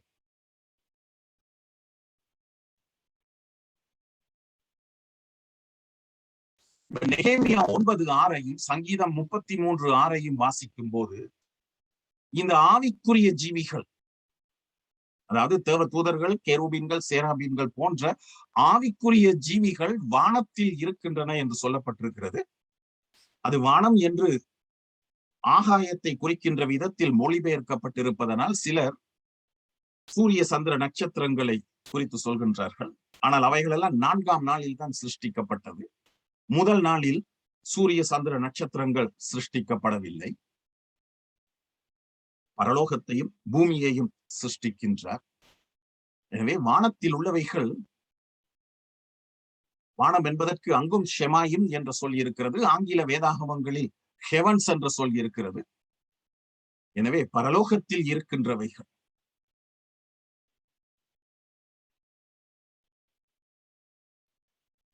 பிறகு பல வசனங்களில் பழைய ஏற்பாட்டில் சங்கீதம் 148 1 2 103 20 21 1 ராஜாக்கள் 22 19 கொலோசியர் 1 16 வானத்தின் சர்வ சேனைகள் என்ற வார்த்தை இருக்கு. சிலர் அதையும் தப்பாக சூரிய சந்திர நட்சத்திரங்கள் என்று புரிந்து கொள்கிறார்கள். ஆனால் வானத்தின் சர்வ சேனைகள் பரலோகத்தில் இருக்கின்ற ஜீவிகள். ஆண்டவர் பாருங்க, சேனைகளின் கர்த்தர் என்று சொல்கிறோம்.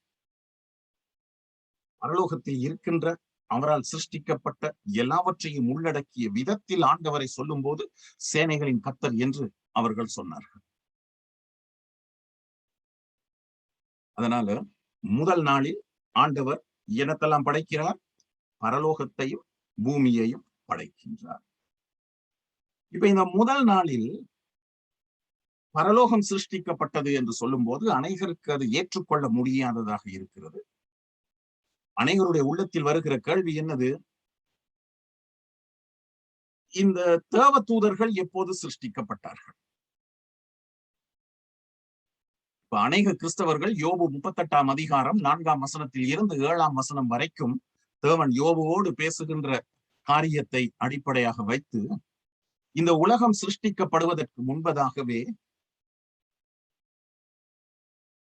தேவ தூதர்கள் சிருஷ்டிக்கப்பட்டு விட்டார்கள் என்று சொல்வார்கள்.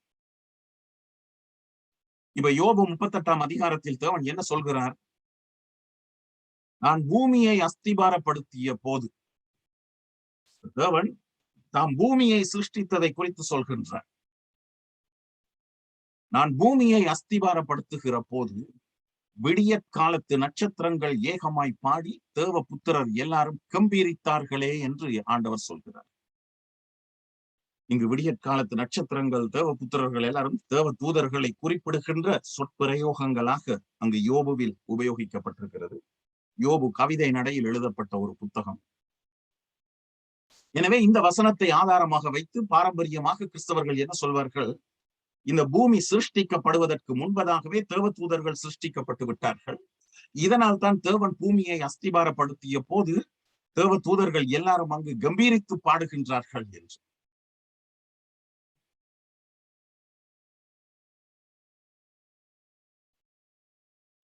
நீங்க விடியற்காலத்து நட்சத்திரங்களை கிரகங்களாக நட்சத்திரங்களாக எடுத்தால், இந்த யோபுவில் இருக்கிற வசனத்தை ஆண்டவர் பூமியை சிருஷ்டிப்பதற்கு முன்பதாகவே மற்ற கிரகங்களை எல்லாம் சிருஷ்டித்து விட்டார் என்ற ஒரு தவறான அர்த்தத்தையும் அது தருகிறது. சிருஷ்டிப்பை குறித்த காரியம் ஆதியாகமம் 1 அதிகாரத்தில் இருக்கிறது. ஆண்டவர் சிருஷ்டித்த அனைத்தையும் முதல் அதிகாரத்தில் பார்க்கிறோம். 4ஆம் நாள் தான் ஆண்டவர் என்ன செய்கிறார்? சூரிய சந்திர நட்சத்திரங்களை, கிரகங்களை எல்லாம் படைக்கின்றார். அதனால இந்த இடத்தில் விடியற்காலத்து நட்சத்திரங்கள் சொல்லர்த்தமாக சொல்லப்படவில்லை. அது கவிதை நடையில் எழுதப்பட்டிருக்கிறது. பரலோகத்தில் இருக்கின்ற தேவ தூதர்கள் சிருஷ்டிக்கப்பட்டதை குறித்து சொல்லப்பட்டிருக்கிறது. எனவே நமக்கு ஒரு சிக்கல் தான் உண்மையில் என்னது? இந்த யோபு 38 அதிகாரத்தில் பூமி சிருஷ்டிக்கப்படுவதற்கு முன்பதாக தேவ தூதர்கள் சிருஷ்டிக்கப்பட்டு விட்டார்கள். உண்மைதான், பூமி சிருஷ்டிக்கப்படுவதற்கு முன்பு தேவ தூதர்கள் சிருஷ்டிக்கப்பட்டு விட்டார்கள். அதில் எந்த விதமான மாற்று கருத்தும் இல்லை. அதனால தேவன் சொல்கிறார், பூமியை அஸ்திபாரப்படுத்துகிற போது நீ எங்கே இருந்தாய் என்றெல்லாம் அவனிடத்துல கேட்டுட்டு தேவ புத்திரர் எல்லாரும் ஏகமாய் கம்பீரித்தார்களே என்று ஆண்டவரே சொல்கிறார். ஒரே குழப்பமாக இருப்பதாக நமக்கு தென்படும். ஆனா ஒரு குழப்பமும் இல்லை. வேத சத்தியத்தை சரியாக புரிந்து கொள்ள வேண்டும். யாத்ராகமம் 20 அதிகாரம் 11 வசனத்தில், இப்ப எத்தனையோ தடவைகள் இந்த வசனத்தை நான் காண்பித்து விட்டேன். என்ன சொல்லப்பட்டிருக்கிறது? 6 நாட்களில் ஆண்டவர் என்ன செய்கிறார்? வானத்தையும், மறுபடியும் அந்த இடத்துல ஹெவன்ஸ் என்று ஆங்கில வேதத்தில் இருக்கிறது. எனவே பரலோகத்தையும் பூமியையும் சமுத்திரத்தையும் அவைகளில் உள்ள எல்லாவற்றையும் 6 நாட்களில் சிருஷ்டித்தார். யாத்ராகமம் 20:11 ரொம்ப முக்கியமானது. 10 கற்பனைகளில் ஆண்டவர் சொல்கிற ஒரு காரியம். இது நேரடியாக தேவனை எழுதி கொடுத்த ஒரு காரியம். 10 கற்பனைகளில் இந்த காரியம் வருகிறது. என்ன சொல்கிறார்? 6 நாட்களில் தாம் எல்லாவற்றையும் சிருஷ்டித்தேன் என்று சொல்கிறார். அந்த விதமாக சொல்லும் போது எவற்றையெல்லாம் சிருஷ்டித்தாராம்? வானத்தையும் பூமியையும் சமுத்திரத்தையும் அவைகளில் இருக்கின்ற எல்லாவற்றையும் 6 நாட்களில் சிருஷ்டித்தார். யாத்ராகமம் 20:11 சொல்கிற விதமாக ஆண்டவர் எல்லாவற்றையும் 6 நாட்களில் சிருஷ்டித்தார் என்று ஆதியாகமம் 1ஆம் அதிகாரத்தில் நாம் வாசிக்கின்றோம். எனவே முதல் அதிகாரத்தில் முதல் நாளில் ஆண்டவர் முதலாவதாக எதை சிருஷ்டிக்கின்றார்? வானத்தை சிருஷ்டிக்கின்றார், அதாவது பரலோகத்தை சிருஷ்டிக்கின்றார். அது மாத்திரமல்ல, பரலோகத்தில் உள்ளவைகளையும் ஆண்டவர் அந்த 6 நாட்களுக்குள் தான் சிருஷ்டித்திருக்கிறார் என்று யாத்ராகமம் 20ஆம் அதிகாரத்தில் சொல்லப்பட்டிருப்பதினால் இந்த வானத்தில் இருக்கின்ற தேவ தூதர்களை, கேருபீன்களை, சேராபீன்களையும் ஆண்டவர் முதல் நாளிலேயே படைத்து விட்டார். எனவே முதலாவதாக ஆண்டவர் என்னத்தை படைக்கின்றார்? பரலோகத்தை படைக்கின்றார். வானம் என்று நம்முடைய வேதத்தில் இருக்கிறது. விண்ணுலகை படைக்கின்றார். அந்த விதமாக படைத்த போது அந்த முதல் நாளிலேயே அந்த விண்ணுலகில் இருக்கின்ற தேவ தூதர்கள், சேராபீன்கள், கேராபீன்கள் எல்லாரையும் படைக்கின்றார். எனவே இந்த தேவ தூதர்கள், கேருபீன்கள், சேராபீன்களை படைத்ததுதான் ஆண்டவர் பரலோகத்தை படைத்ததாக அங்கு சொல்லப்பட்டிருக்கிறது. எனவே தேவன் பரலோகத்தை சிருஷ்டித்தார் என்றால் தாம் வாழ்வதற்கு ஒரு இடத்தை சிருஷ்டித்தார் என்பதல்ல, அவர் எங்கும் இருக்கிறார். தேவ தூதர்கள், கேருபீன்கள், சேராபீன்கள் இவர்கள் இருப்பதற்கான இடத்தை சிருஷ்டிக்கின்றார். அதுதான் பரலோகம் என்று நாம் சொல்கின்றோம்.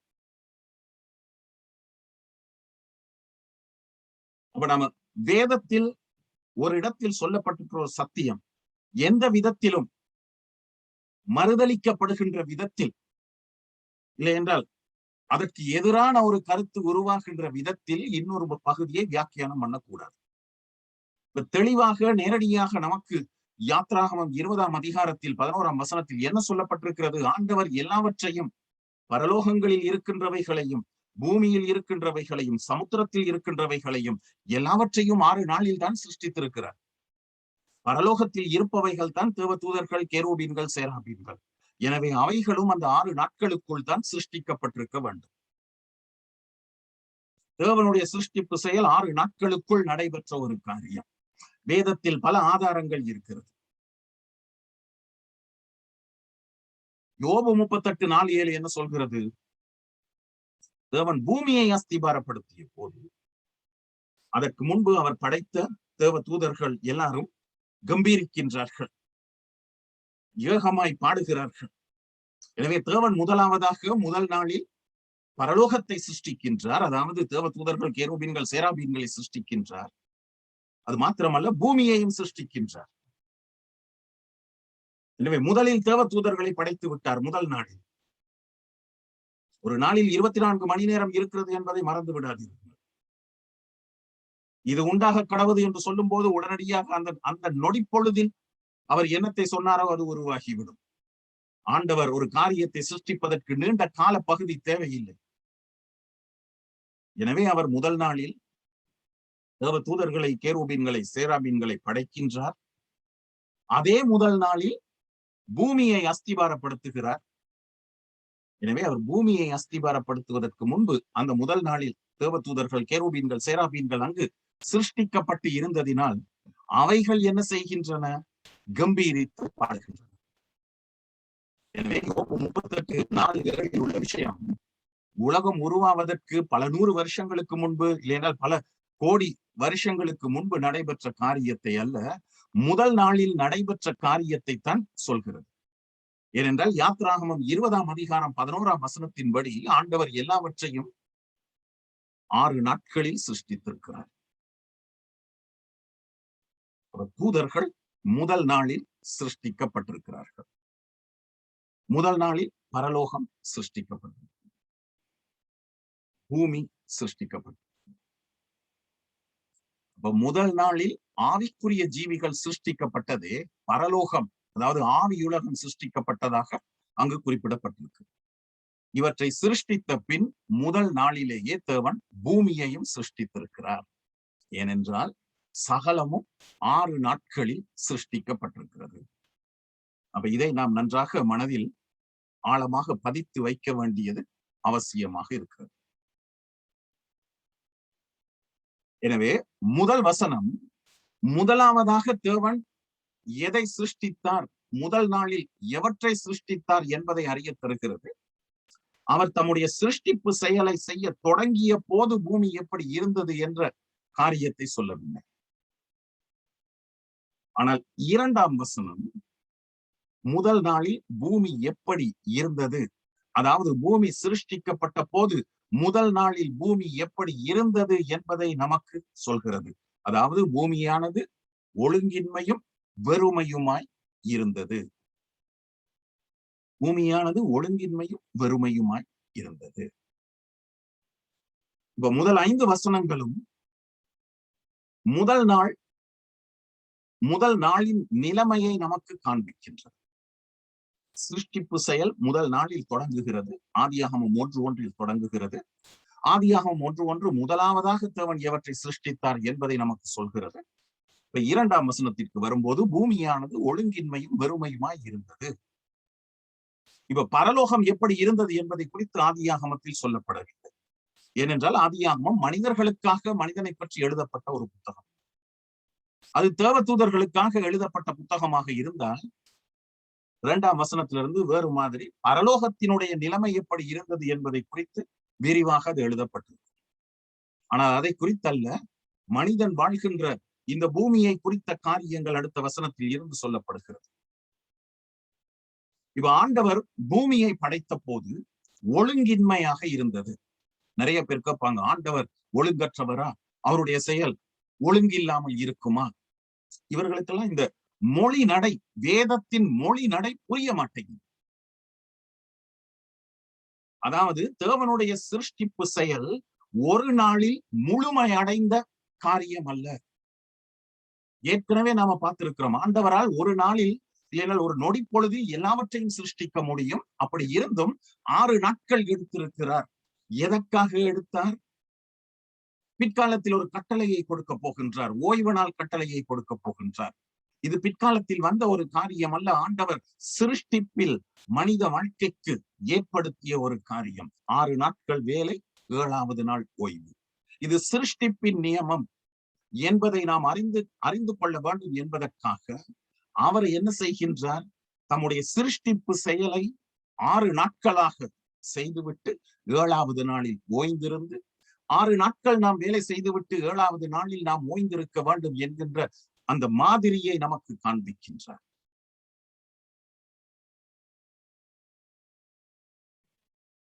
அதனால் சிருஷ்டிப்பு செயல் 6 நாட்களின் செயல்.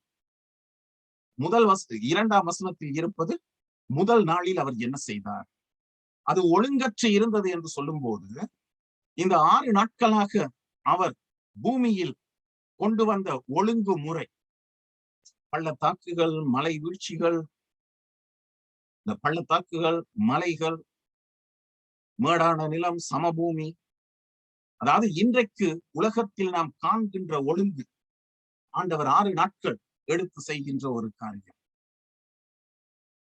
எனவே இப்போது இருக்கிற இந்த ஒழுங்கு முதல் நாளில் இருக்கவில்லை என்று சொல்லப்பட்டிருக்கிறது. அது மாத்திரமல்ல, முதல் நாளில் பூமி முழுமையாக தண்ணீருக்குள் இருந்தது. ஆழத்தின் மேல் இருள் இருந்தது என்று அதனால் தான் சொல்லப்பட்டது. தேவ ஆவியானவர் ஜலத்தின் மீது அசைவாடி கொண்டிருந்தார் என்று சொல்லப்பட்டிருக்கிறது. எனவே அங்கு தண்ணீர் இருப்பதை குறித்து நாம் பார்க்கின்றோம். ஆழம் இருப்பதை குறித்து நாம் பார்க்கின்றோம்.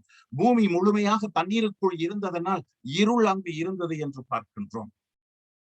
எனவே இப்போது இருக்கிற ஒழுங்குமுறை முதல் நாளில் இருக்கவில்லை. அது மட்டுமல்ல, வெறுமையாக இருந்தது. ஆண்டவர் எதுவுமே வெறுமையாக இருக்க சிருஷ்டிக்க மாட்டார்.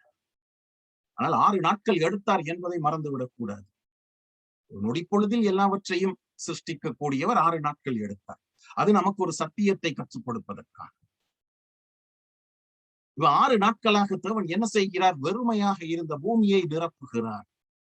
மிருகங்கள், பறவைகள், தாவரங்கள், மனிதர்கள், இந்த விதமாக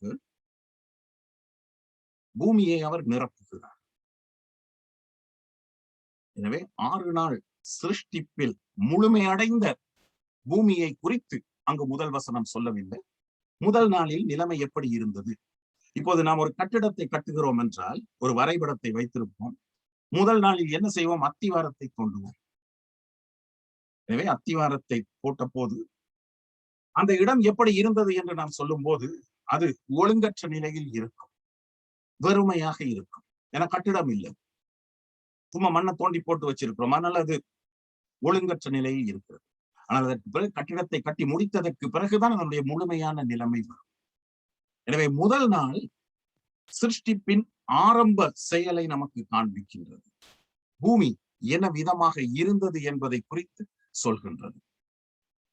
ஆனால் அநேக கிறிஸ்தவர்கள் இந்த விஞ்ஞான கல்வியின் பாதிப்புக்கு உட்பட்டவர்களாக, குறிப்பாக டார்வினினுடைய பரிணாம கோட்பாட்டின் பாதிப்புக்கு உட்பட்டவர்களாக ஒரு போதனையை கொண்டு வந்திருக்கிறார்கள். இந்த போதனை பெரும்பாலான சபைகளில் இருக்கிறது. இதனால் இந்த விதமான போதனையை நம்புகிற நீங்கள் பெரும்பாலானவர்கள் நான் சொல்வதை ஏற்றுக்கொள்ள மாட்டீர்கள். நீங்கள் ஏற்றுக்கொள்ளாவிட்டால் பரவாயில்லை, ஆனால் கொஞ்சம் காது கொடுத்து கேளுங்கள். என்ன சொல்வார்கள்? இந்த முதல் வசனத்திற்கும் 2ஆம் வசனத்திற்கும் இடையில் நீண்ட கால பகுதி இருக்கிறது. ஆதியிலே தேவன் வானத்தையும் பூமியையும் சிருஷ்டித்தார். இப்ப 2ஆம் வசனம் என்ன சொல்கிறது? பூமியானது ஒழுங்கின்மையும் வெறுமையுமாய் இருந்தது. என்னத்தை மனிதர்கள் மறந்து விட்டார்கள்?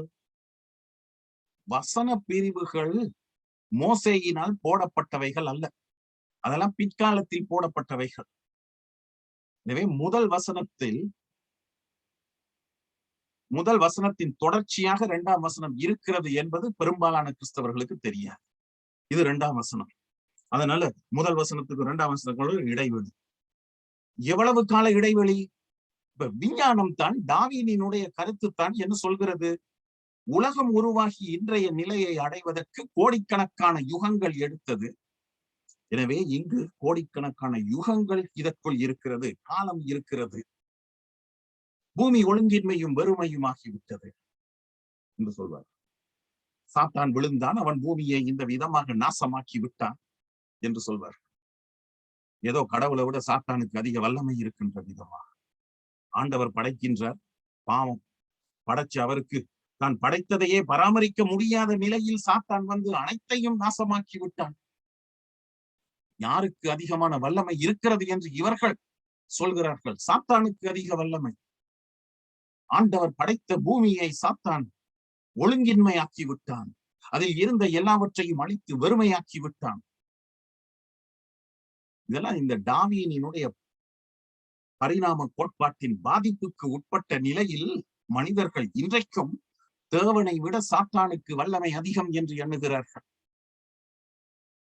ஆனால் இந்த முதல் வசனத்திற்கும் 2ஆம் வசனத்திற்கும் இடையில் நீண்ட கால இடைவெளி இருக்கிறது என்ற கருத்து முதல் தடவையாக 1814ஆம் ஆண்டு உருவாக்கப்பட்டது.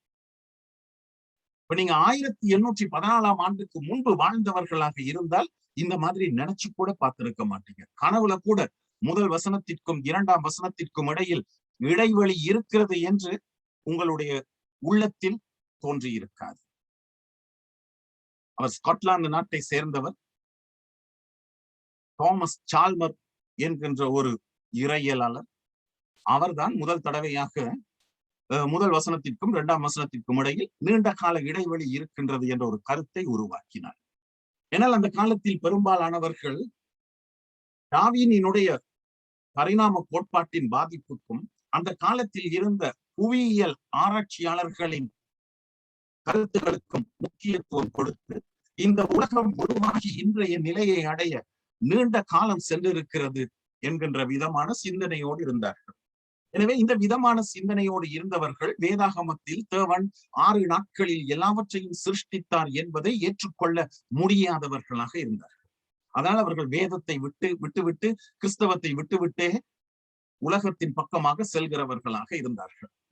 எனவே இந்த தாமஸ் சால்மர் என்ன செய்தார்? இந்த மக்களை வேதத்தின் பக்கமாக கொண்டு வருவதற்காக விஞ்ஞானம் என்ன சொல்கிறதோ, நீங்கள் என்ன நம்புகிறீர்களோ அதைத்தான் வேதமும் போதிக்கின்றது என்று காண்பிப்பதற்காக இந்த முதல் வசனத்திற்கும் இரண்டாம் வசனத்திற்கும் இடையில் நீண்ட கால இடைவெளி இருக்கிறது என்ற ஒரு போதனையை உருவாக்கினார். இது ஒரு மனிதனால் உருவாக்கப்பட்ட போதனை, அதுவும் விஞ்ஞான கல்வியின் செல்வாக்குக்கு பாதிப்புக்கு உட்பட்ட நிலையில் உருவாக்கப்பட்ட ஒரு போதனை. நாம் வேதத்தை நம்ப போகிறோமா, விஞ்ஞான கருத்தை நம்ப போகிறோமா?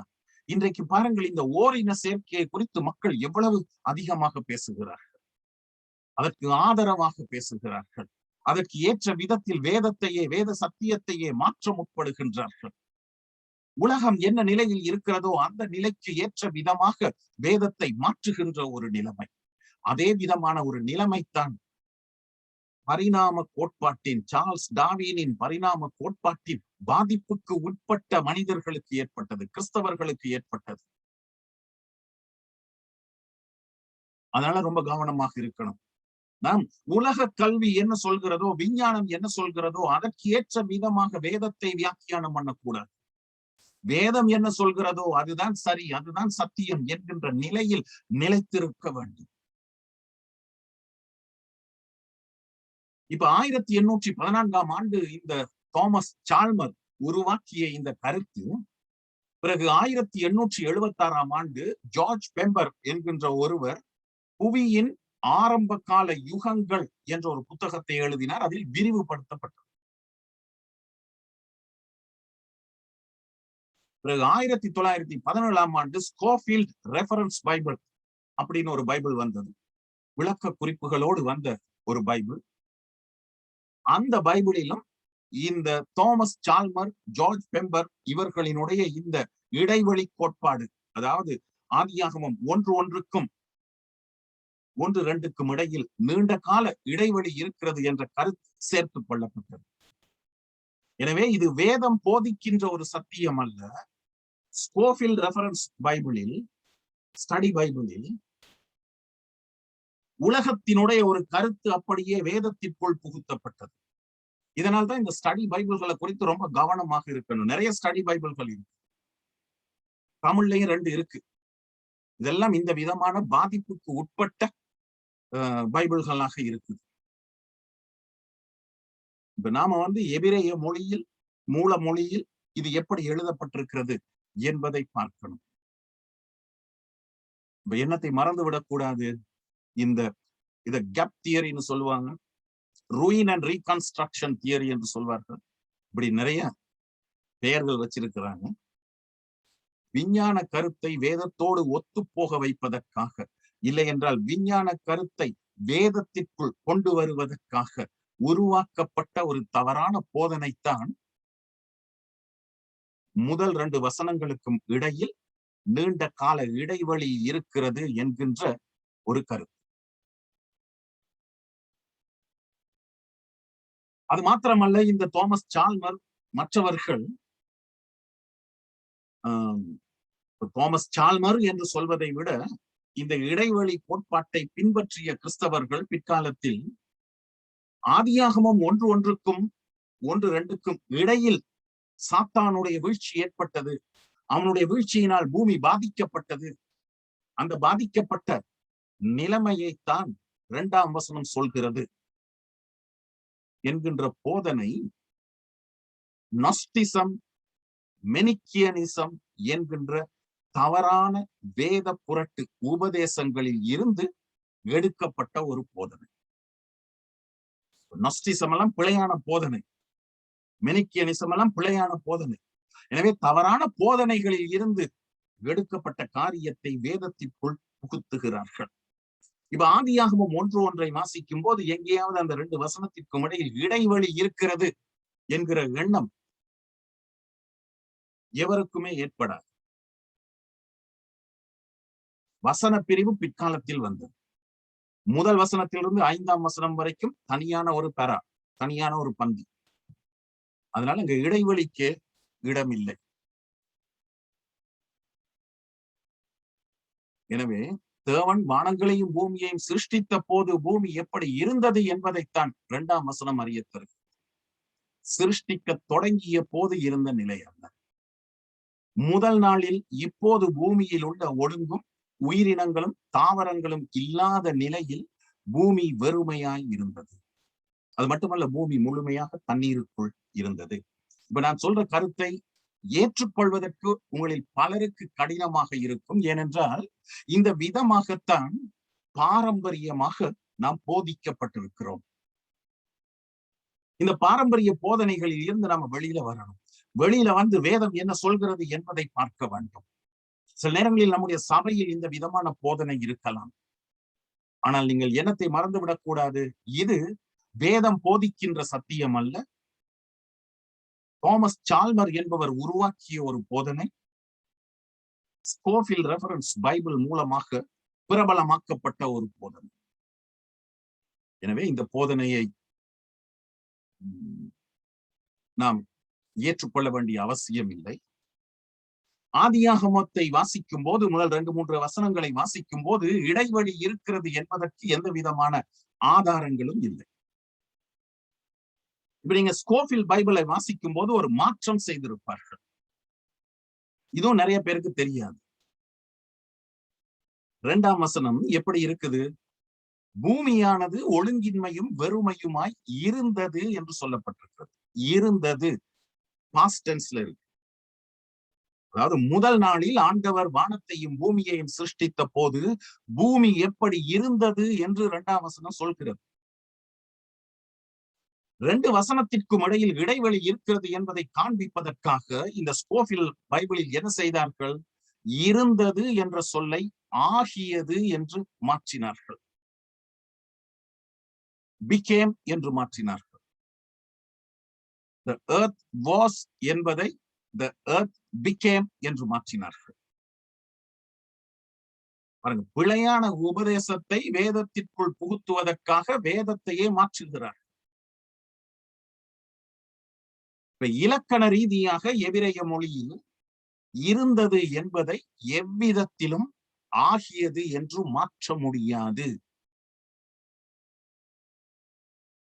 2 வசனங்களுக்கு இடையில் இடைவெளி இருக்கிறது என்று சொல்கிறவர்கள் மாற்றலாம் அப்படின்னு சொல்வார்கள். ஆனால் சரியாக முறையாக எபிரேய மொழியை படித்தவர்கள், அந்த எபிரேய மொழி தெரிந்தவர்கள், அவர்களிடத்துல நீங்க போய் கேட்டீர்கள் என்றால், இல்லை என்றால் நீங்களே எபிரேய மொழியை படித்தீர்கள் என்றால், எபிரேய மொழியின் இலக்கணங்கள் எல்லாவற்றையும் மறைத்துக் கொண்டீர்கள் என்றால், இருந்தது என்பதை ஆகியது என்று எவ்விதத்திலும் மாற்ற முடியாது என்பதை அறிந்து கொள்வீர்கள். ஏனென்றால் 2ஆம் வசனம் பூமி முதல் நாளில் எப்படி இருந்தது என்று சொல்கிறதே தவிர, பூமிக்கு என்ன நடைபெற்றது, என்ன பாதிப்பு ஏற்பட்டது என்று அந்த வசனம் சொல்லவில்லை. இதனால தான் இந்த முதல் வசனம் 2ஆம் வசனம் பிரிச்சு மொழிபெயர்க்கப்பட்டிருந்தால், இந்த 2 வசனத்திற்கும் இடையில் வாவ் என்ற ஒரு எபிரேய சொல் இருக்கிறது. இப்ப நிறைய இடங்கள் இந்த வாவ் என்று மொழிபெயர்க்கப்பட்டிருக்கிறது. இந்த சொல் இந்த 2 வாக்கியங்களையும் எந்த விதத்திலும் பிரிக்க முடியாதபடி ஒன்றாக சேர்த்திருக்கிறது.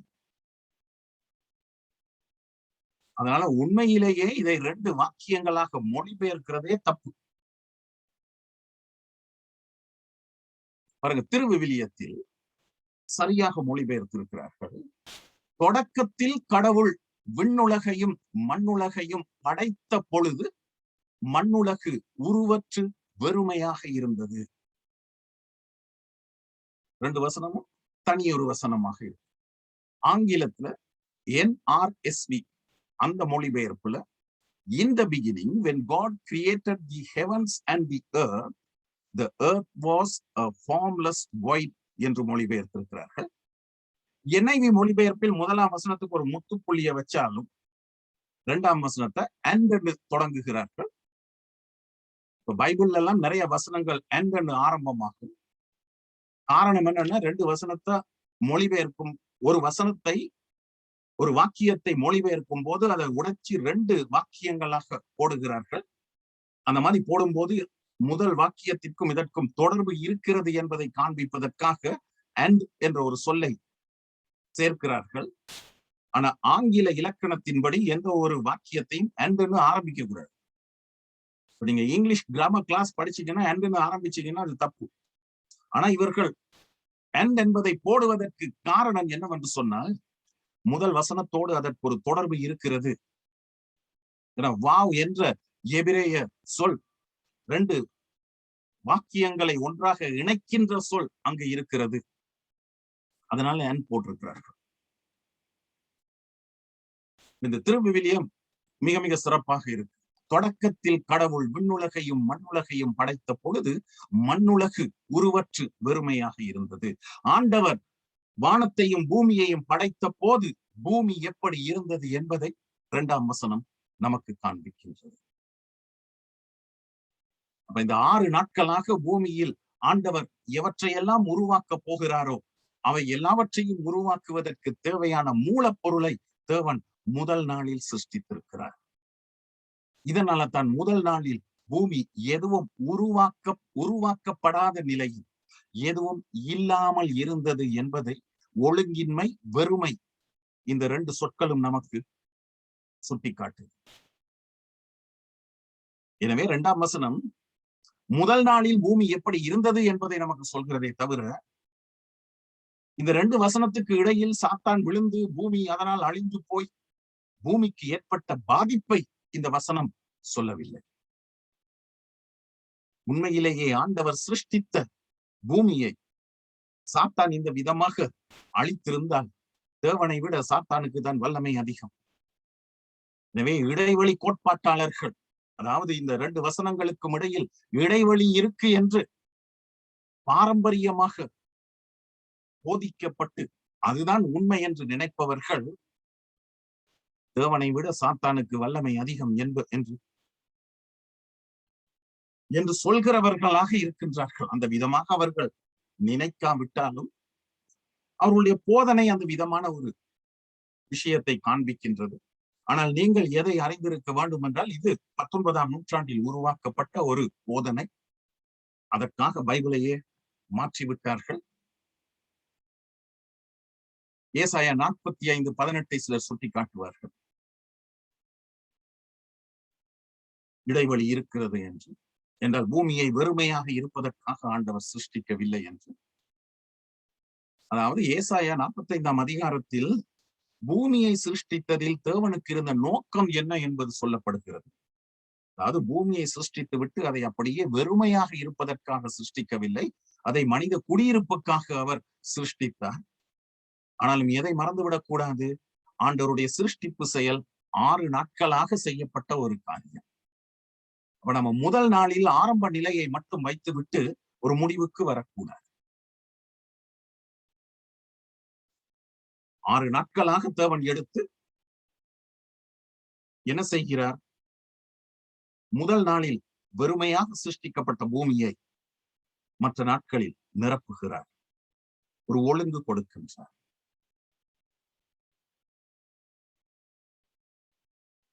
என்ன சொல்கிறார்கள் இவர்கள்? ஆதியாகமும் முதல் அதிகாரத்தின் முதலிரு வசனங்களுக்கும் இடையில் நீண்ட கால இடைவெளி இருக்கிறது என்று கூறுபவர்கள்,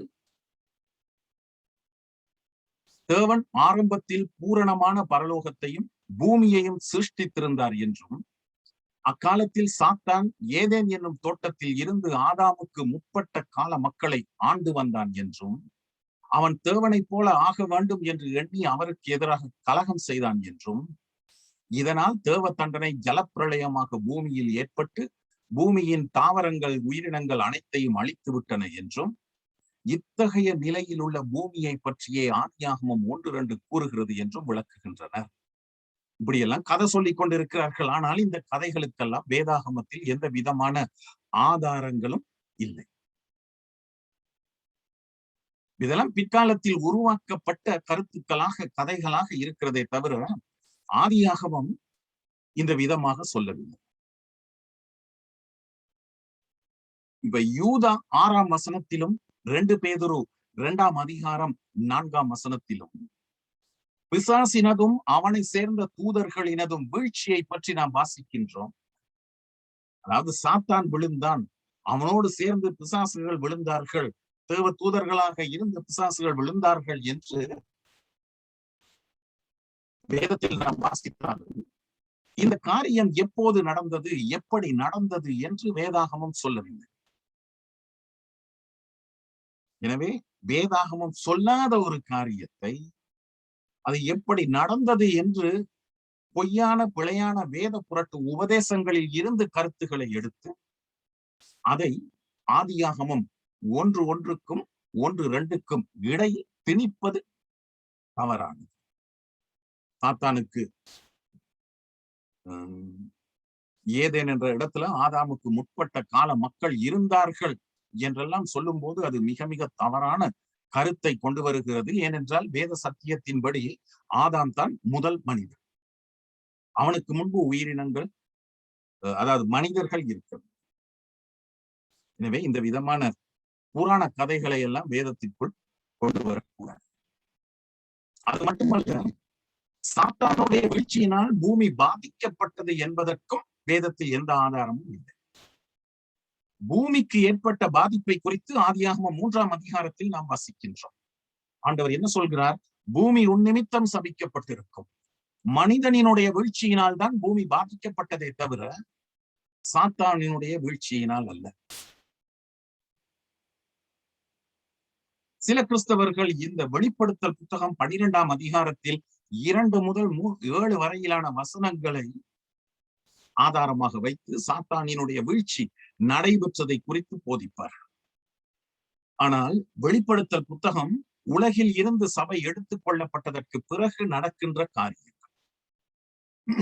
இப்போது சாத்தான் பரலோகத்திற்கு போய் வரக்கூடியவனாக இருக்கிறான். யோபு புத்தகத்தில் அவன் பரலோகத்திற்கு போகிறான், தேவனோடு பேசுகிறான். ஆனால் அந்தி கிறிஸ்துவினுடைய ஆட்சி காலத்தின் நடுப்பகுதியில் மிகாவேல் என்ன செய்கிறார் என்றால், இந்த சாத்தானோடு போரிட்டு அதற்கு பிறகு அவன் பரலோகத்திற்கு வர முடியாத ஒரு நிலையை ஏற்படுத்துகிறார். இதனால் அவன் பூமிக்கு தள்ளப்படுகின்றான். எனவே பரலோகத்தில் இருந்து சாத்தான் பூமிக்கு தள்ளப்படுவதாக வெளிப்படுத்தலில் பார்க்கின்றோம். எனவே ஆரம்பத்தில் சாத்தான் பரலோகத்தில் இருந்தான், அதற்கு பிறகு பூமிக்கு தள்ளப்பட்டான், அதனால் பூமி பாதிக்கப்பட்டது என்பதற்கு ஆதாரமாக இந்த வேத பகுதியை அநேகர் காண்பிப்பது வழக்கம். ஆனால் என்னத்தை மறந்து விட்டார்கள்? வெளிப்படுத்தல் புத்தகம் உலகத்தின் எதிர்காலத்தில், உலகத்தின் முடிவில் நடைபெறப் போகிற காரியங்களை நமக்கு முன்னறிவிக்கின்றது.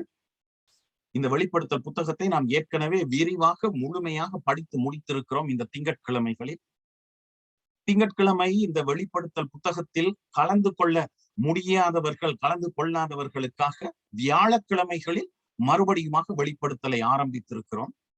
எனவே உங்களில் யாருக்காவது வெளிப்படுத்தல் புத்தகத்தை படிக்க நீங்கள் விரும்பினீர்கள் என்றால் என்னோடு தொடர்பு கொள்ளுங்கள். வாட்ஸ்அப்புக்கு ஒரு மெசேஜ் போடுங்கள், உங்களை அந்த வெளிப்படுத்தல் குழுவோடு சேர்த்து விடலாம். இலங்கை இந்திய நேரத்தின்படி மாலை 5 மணிக்கு 5ல் இருந்து 7 வரைக்கும் வியாழக்கிழமைகளில் அந்த பாடம் நடைபெறும். நீங்களும் அதில் படிக்கலாம். எனவே வெளிப்படுத்தலில் நாம் என்னத்தை பார்க்கிறோம்? அடிக்கடி பரலோகத்திற்கு போய் தேவனை விசுவாசிப்பவர்களை, தேவன் மீது நம்பிக்கையா இருப்பவர்கள் மீது குற்றம் சாட்டுகிற சாத்தான் அதற்கு பிறகு பரலோகத்திற்கு வர முடியாதபடிக்கு, பரலோகத்திற்கு செல்ல முடியாதபடிக்கு மிகாவேல் தூதன் அவனை தள்ளி விடுகின்றான்.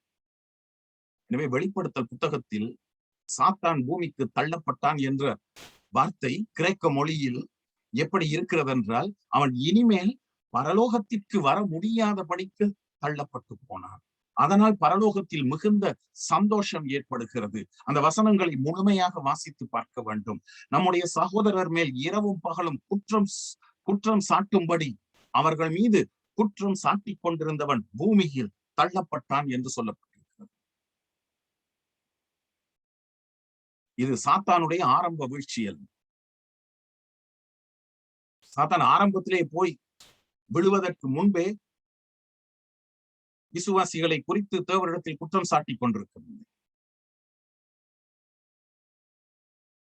ஏன்னா அந்த காலத்துல மனிதர்கள் கூட இருக்கணும்.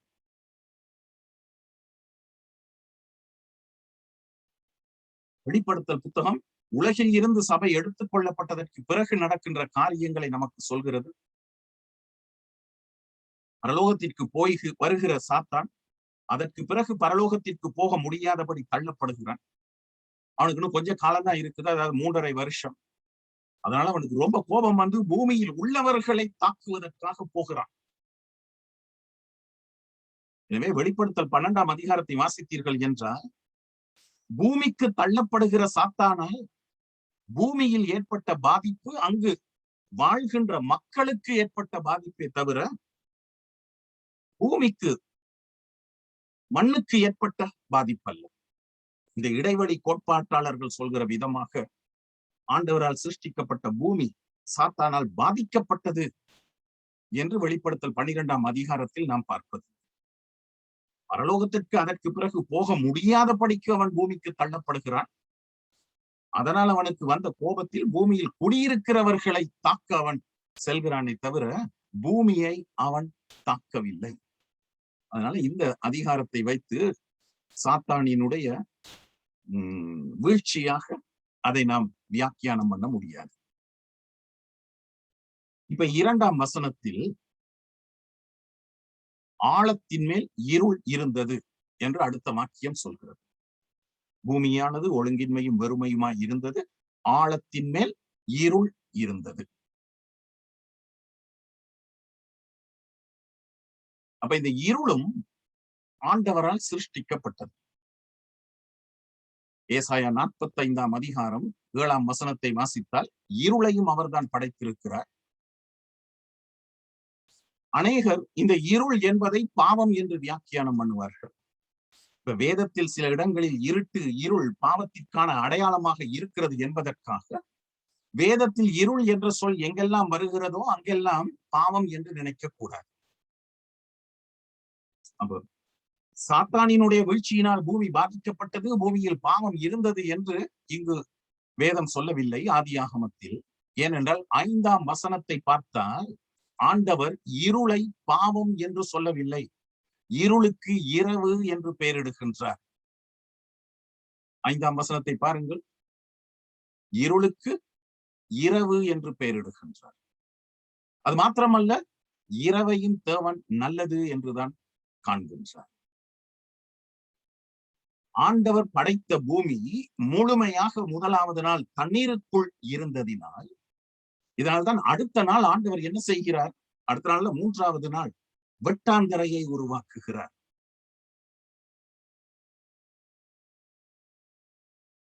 முதல் நாளில் பூமி முழுமையாக தண்ணீருக்குள் இருந்தது, அதனால் இருள் அங்கு இருந்தது. எனவே 2ஆம் வசனம் முதல் நாளில் ஆண்டவர் பூமியை சிருஷ்டித்த போது பூமி எப்படி இருந்தது என்பதை நமக்கு அங்கு காண்பிக்கின்றதே தவிர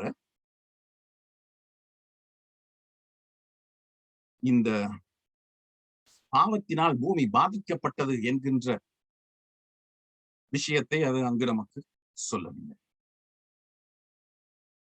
எனவே முதல் நாளில் ஆண்டவர் பரலோகத்தை படைக்கின்றார், பூமியை படைக்கின்றார். பூமி எப்படி இருந்தது என்று 2ஆம் வசனத்தில் பார்க்கின்றோம். அடுத்து இன்னும் ஒரு சர்ச்சைக்குரிய ஒரு விஷயம், எந்த அளவுக்கு நீங்கள் ஏற்றுக்கொள்வீர்களோ தெரியாது, பாரம்பரியமான போதனைகளுக்குள்ளேயே நாம் இன்னும் இருக்கிறோம். அடுத்த வாக்கியம் என்ன சொல்கிறது? ஆவியானவர் ஜலத்தின் மேல் அசைவாடி கொண்டிருந்தார். இப்ப வேதாகமத்தின் பழைய மொழிபெயர்ப்புகள் எல்லாமே NIV உட்பட, அதை நாம் புதிய மொழிபெயர்ப்பு என்று சொன்னாலும் பெரும்பாலான ஆங்கில மொழிபெயர்ப்புகள், தமிழ் மொழிபெயர்ப்பு எல்லாமே ஆவியானவர் ஜலத்தின் மேல் அசைவாடி கொண்டிருந்தார் என்று மொழிபெயர்த்திருக்கிறது. இதனால் நாமும் கூட ஆவியானவர் அசைவாடுகிறார், அசைவாடும் ஆவியே அப்படியெல்லாம் பாடி ஆடி போய் இருக்கிற நாங்கள், நான் சொல்கிற இந்த காரியத்தை நீங்கள் ஏற்றுக்கொள்ள மாட்டீர்கள். புதிய மொழிபெயர்ப்புகளை பார்த்தால் தேவனிடமிருந்து வந்த பலத்த காற்று ஜலத்தின் மேல் அசைவாடி கொண்டிருந்தது என்று சொல்லப்பட்டது.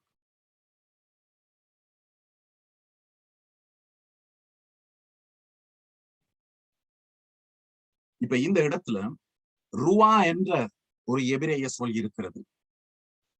உங்களில் அனைவருக்கு தெரியும், பரிசுத்த ஆவியானவரை குறிப்பிடுவதற்கு உபயோகிக்கப்பட்ட சொல்தான், எபிரேய சொல்தான் ருவா என்பது. ஆனால் இந்த ருவா என்ற சொல்லுக்கு ஆவி, காற்று, சுவாசம், மனம், இப்படி பல அர்த்தங்கள் இருக்கு. ஒரு சொல்லுக்கு ஒன்றுக்கும் மேற்பட்ட அர்த்தங்கள் இருக்கும் போது அது நமக்கு அதிக சிக்கலை ஏற்படுத்துகிறது. பாரம்பரியமாக சபை என்ன யோசித்தது என்றால், வேதத்தை ஆராய்ந்து பார்த்தார்கள். பிதா சிருஷ்டிகர் என்பதற்கு நிறைய வசனங்கள் இருக்குது. குமாரன் இயேசு சிருஷ்டிகர் என்பதற்கு நிறைய வசனங்கள் இருக்குது. ஆனால் அந்த அளவுக்கு பரிசுத்த ஆவியானவர் சிருஷ்டிகர் என்பதற்கு வசனம் இல்லை. ஒரு 2 வசனம் இருக்குது. ஆனால் இயேசு சிருஷ்டிகர், பிதா சிருஷ்டிகர் என்று சொல்வதற்கு இருக்கின்ற அளவுக்கு வார்த்தைகள் இல்லை. இதனால் இந்த இடத்தில் ருவா என்பதை வழக்கமாக மற்ற இடங்களில் பரிசுத்த ஆவியானவர் என்ற அர்த்தத்தில் ஆவியானவர் என்று மொழிபெயர்த்து விட்டார். எனவே இந்த மொழிபெயர்ப்பு என்னத்தை காண்பிக்கின்றது? பிதா சிருஷ்டிக்கின்றார் பூமியை. பாவம் பரிசுத்த ஆவியானவர் என்ன செய்கிறார்?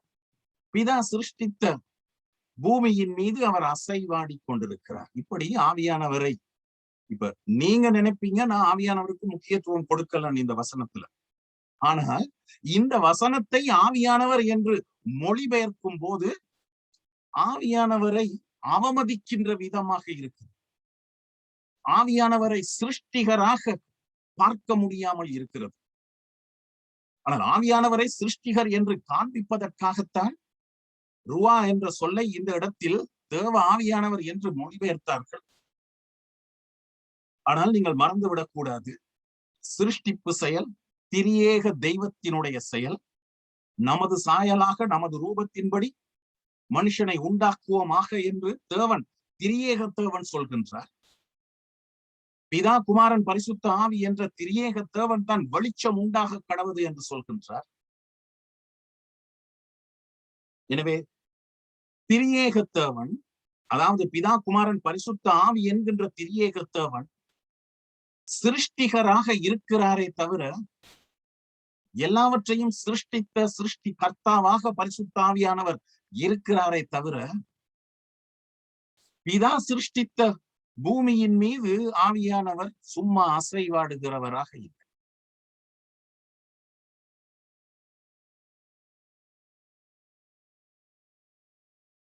பழைய ஏற்பாட்டை நாம் பார்க்கும்போது ருவா என்ற சொல்லோடு எலோஹிம் என்ற சொல் எங்கெல்லாம் இருக்குதோ பழைய ஏற்பாட்டில் அந்த இடத்தில் அது தேவனுடைய ஆவி என்று மொழிபெயர்க்கப்பட்டிருக்கிறது. அதனால் இங்கும் அந்த விதமாக பாரம்பரியமாக மொழிபெயர்க்கப்பட்டிருக்கிறது. ஆனால் புதிய மொழிபெயர்ப்புகளில் என்ன விதமான சொல் இருக்குது?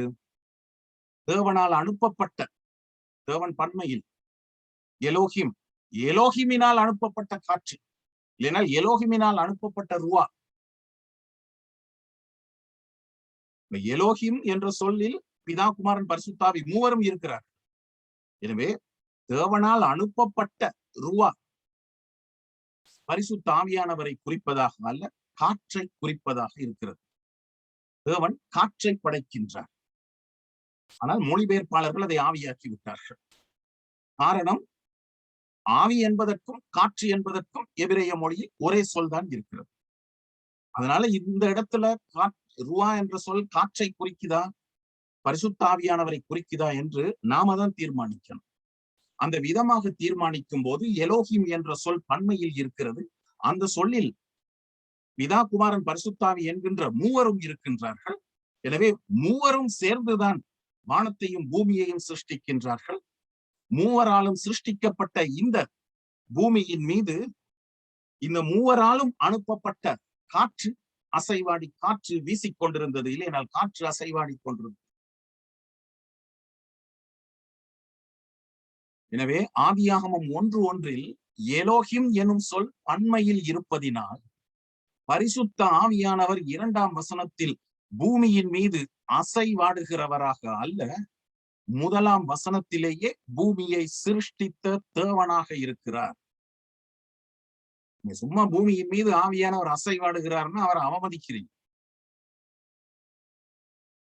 அவர் பரிசுத்த ஆவியானவர் சிருஷ்டித்த பூமியின் மீது காற்று வீசிக்கொண்டிருக்கிறது. இப்ப ஆரம்ப கால யூதர்களும் இந்த வசனத்தில் ருவா என்பதை காற்று என்றுதான் மொழிபெயர்த்திருக்கிறார். இலக்கண ரீதியாக ருவா எலோஹிம், இப்ப மற்ற இடங்களில் ருவா எலோஹிம் என்ற சொல் ரெண்டும் ஒன்றாக சேர்த்து வருகிறதுனால் அது தேவனுடைய ஆவி, பரிசுத்த ஆவி என்று மொழிபெயர்த்திருந்தாலும் இந்த இடத்தில் ருவா எலோஹிம் என்ற சொல், அதுல எலோஹிம் என்பது சூப்பர்லெட்டிவில் இருக்குது. இதெல்லாம் நீங்க எபிரேய இலக்கணம் படிச்சாதான் புரியும். அப்ப சூப்பர்லெட்டிவில் இருக்கிறதுனால காற்று என்ற அர்த்தம் தருகிறதாகத்தான் இந்த இடத்துல இருக்கு. அப்புறம் இன்னொரு முக்கியமான காரியம், இந்த அசைவாடுதல். மெராஹிபிட் என்ற ஒரு எபிரேய சொல், அது பெண் பாலில் இருக்கிறது, ஆண் பாலில் அல்ல. வழக்கமாக காற்று பெண்பாலில் குறிப்பிடப்படுகிற ஒரு சொல். இதனால தான் ருவா எலோஹிம் அந்த சொல் வினை சொல்லாக இருப்பது பெண்பாலில் இருக்கிறது. அதனால இந்த இடத்துல அதை பரிசுத்த ஆவியானவர் என்று எடுக்க முடியாது, காற்று என்றுதான் எடுக்கணும். இப்ப உபாகமம் 32ஆம் அதிகாரம் 11ஆம் வசனத்தில் ஒரு தாய் கழுகின் செயலை குறிப்பிடவும் இந்த மெராஹிபிட் என்ற சொல் உபயோகிக்கப்பட்டிருக்குது. எப்படி தாய் பறவை குஞ்சுகளின் மீது அசைவாடி கொண்டிருக்குதோ அந்த விதமான ஒரு செயல். எனவே இந்த சொல் பெண்பாலில் இருக்கிறது, தாய் பறவையை குறிக்கின்றது. குஞ்சுகளின் மீது அசைவாடுகிற விதமாக பரிசுத்தாவியானவர் அசைவாடுகிறார் என்றால் அவரை பெண்பாலில் இழிவுபடுத்துகிற விதமாக போய்விடும். ஆனால் காற்று வழக்கமாக பெண்பாலில் குறிப்பிடப்படுகின்ற சொல் சூப்பர்லெட்டிவில் இலக்கண ரீதியாக இருக்கிறது. எலோஹிம் என்ற சொல்லுக்குள்ளேயே பிதா, குமாரன், பரிசுத்த ஆவி என்கின்ற மூவரும் இருக்கின்றார்கள். இதனால் பரிசுத்த ஆவியானவர் பூமியின் மீது அசைவாடுகிறவராக அல்ல, பரிசுத்த ஆவியானவர் உட்பட பிதா, குமாரன் இவர்கள் மூவரும் சிருஷ்டித்த பூமியின் மீது காற்று வீசிக்கொண்டிருந்தது என்றுதான் அதை மொழிபெயர்க்க வேண்டும். அது மாத்திரமல்ல, இந்த அசைவாடுதல் என்று அர்த்தம் தருகிற இந்த சொல் ஒரு பறவை அசைவாடுவதை குறிப்பிடுகிறது. அந்த விதமாக பரிசுத்த ஆவியானவர் அசைவாடுகிறார் என்றால் புராணங்களில் இருக்கிற கருத்தை வேதத்திற்குள் புகுத்துகின்ற ஒரு விஷயமாக இருக்கு. ஏன்னால் அந்த காலத்தில் இருந்த புராண கதைகள்ல தான் பிரபஞ்ச முட்டையை தெய்வம் அடை காக்கின்ற விதமாக கதைகள் இருக்குது.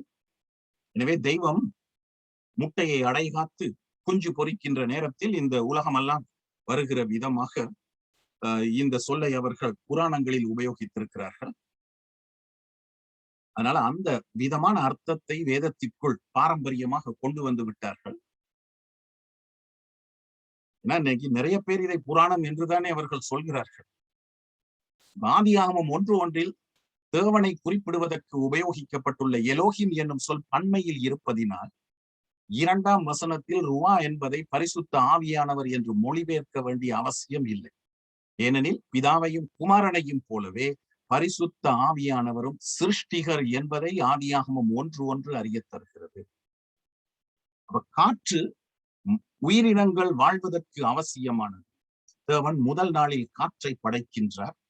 காற்றை குறிப்பிடுவதற்கு ருவா என்ற எபிரேய சொல் அங்கு உபயோகிக்கப்படுகிறது. எனவே தேவன் என்று சொல்லும்போது பிதா, குமாரன், பரிசுத்த ஆவி மூவரையும் உள்ளடக்கிய நிலையில் எலோஹிம் என்ற பன்மை சொல் அங்கு இருக்கிறது.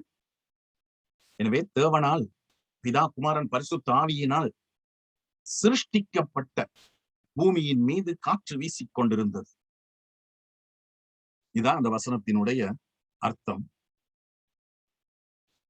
எனவே இந்த விதமாக இதை நாம் பார்க்காவிட்டால் தவறான கருத்தை உடையவர்களாக இருப்போம். ஆனால் சில நேரங்களில் நான் சொன்ன இந்த காரியம் உங்களுக்கு தவறான அர்த்தம் தருகிறதாக இருக்கும். இது உங்களுக்கு ஏற்றுக்கொள்வதற்கு கடினமாக இருக்கும். ஏற்றுக்கொள்ளாவிட்டால் கூட நான் கவலைப்பட போவதில்லை. என்றால் சில நேரங்களில் இது மிக மிக கடினமானது. பாரம்பரியமாக குறிப்பிட்ட விதமாக நாம் இதை புரிந்து கொண்டிருக்கிறோம். அந்த விதமாக வேதத்தை மொழிபெயர்த்து வைத்திருக்கிறார்கள்.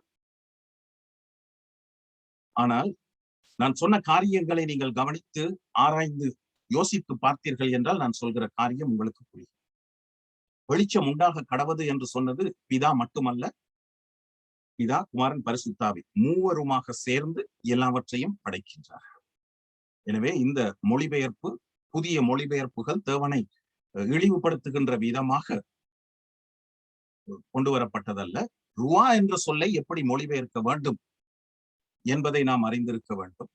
காற்றையும் ஆவியையும் சுவாசத்தையும் குறிப்பதற்கு அந்த சொல் எபிரேய மொழியில் உபயோகிக்கப்படுகிறது. பாரம்பரியமாக அதை ஆவி என்று மொழிபெயர்த்து விட்டார்கள். ஆனால் ஆவியானவர் சும்மா அசைவாடுகிறவராக அல்ல, அவர் சிருஷ்டிகர், சிருஷ்டிப்பின் தெய்வம். அவரால் சிருஷ்டிக்கப்பட்ட பூமியின் மீது காற்று வீசிக் கொண்டிருந்தது. எனவே இதோடு நாம் இன்றைக்கு நிறுத்துவோம்.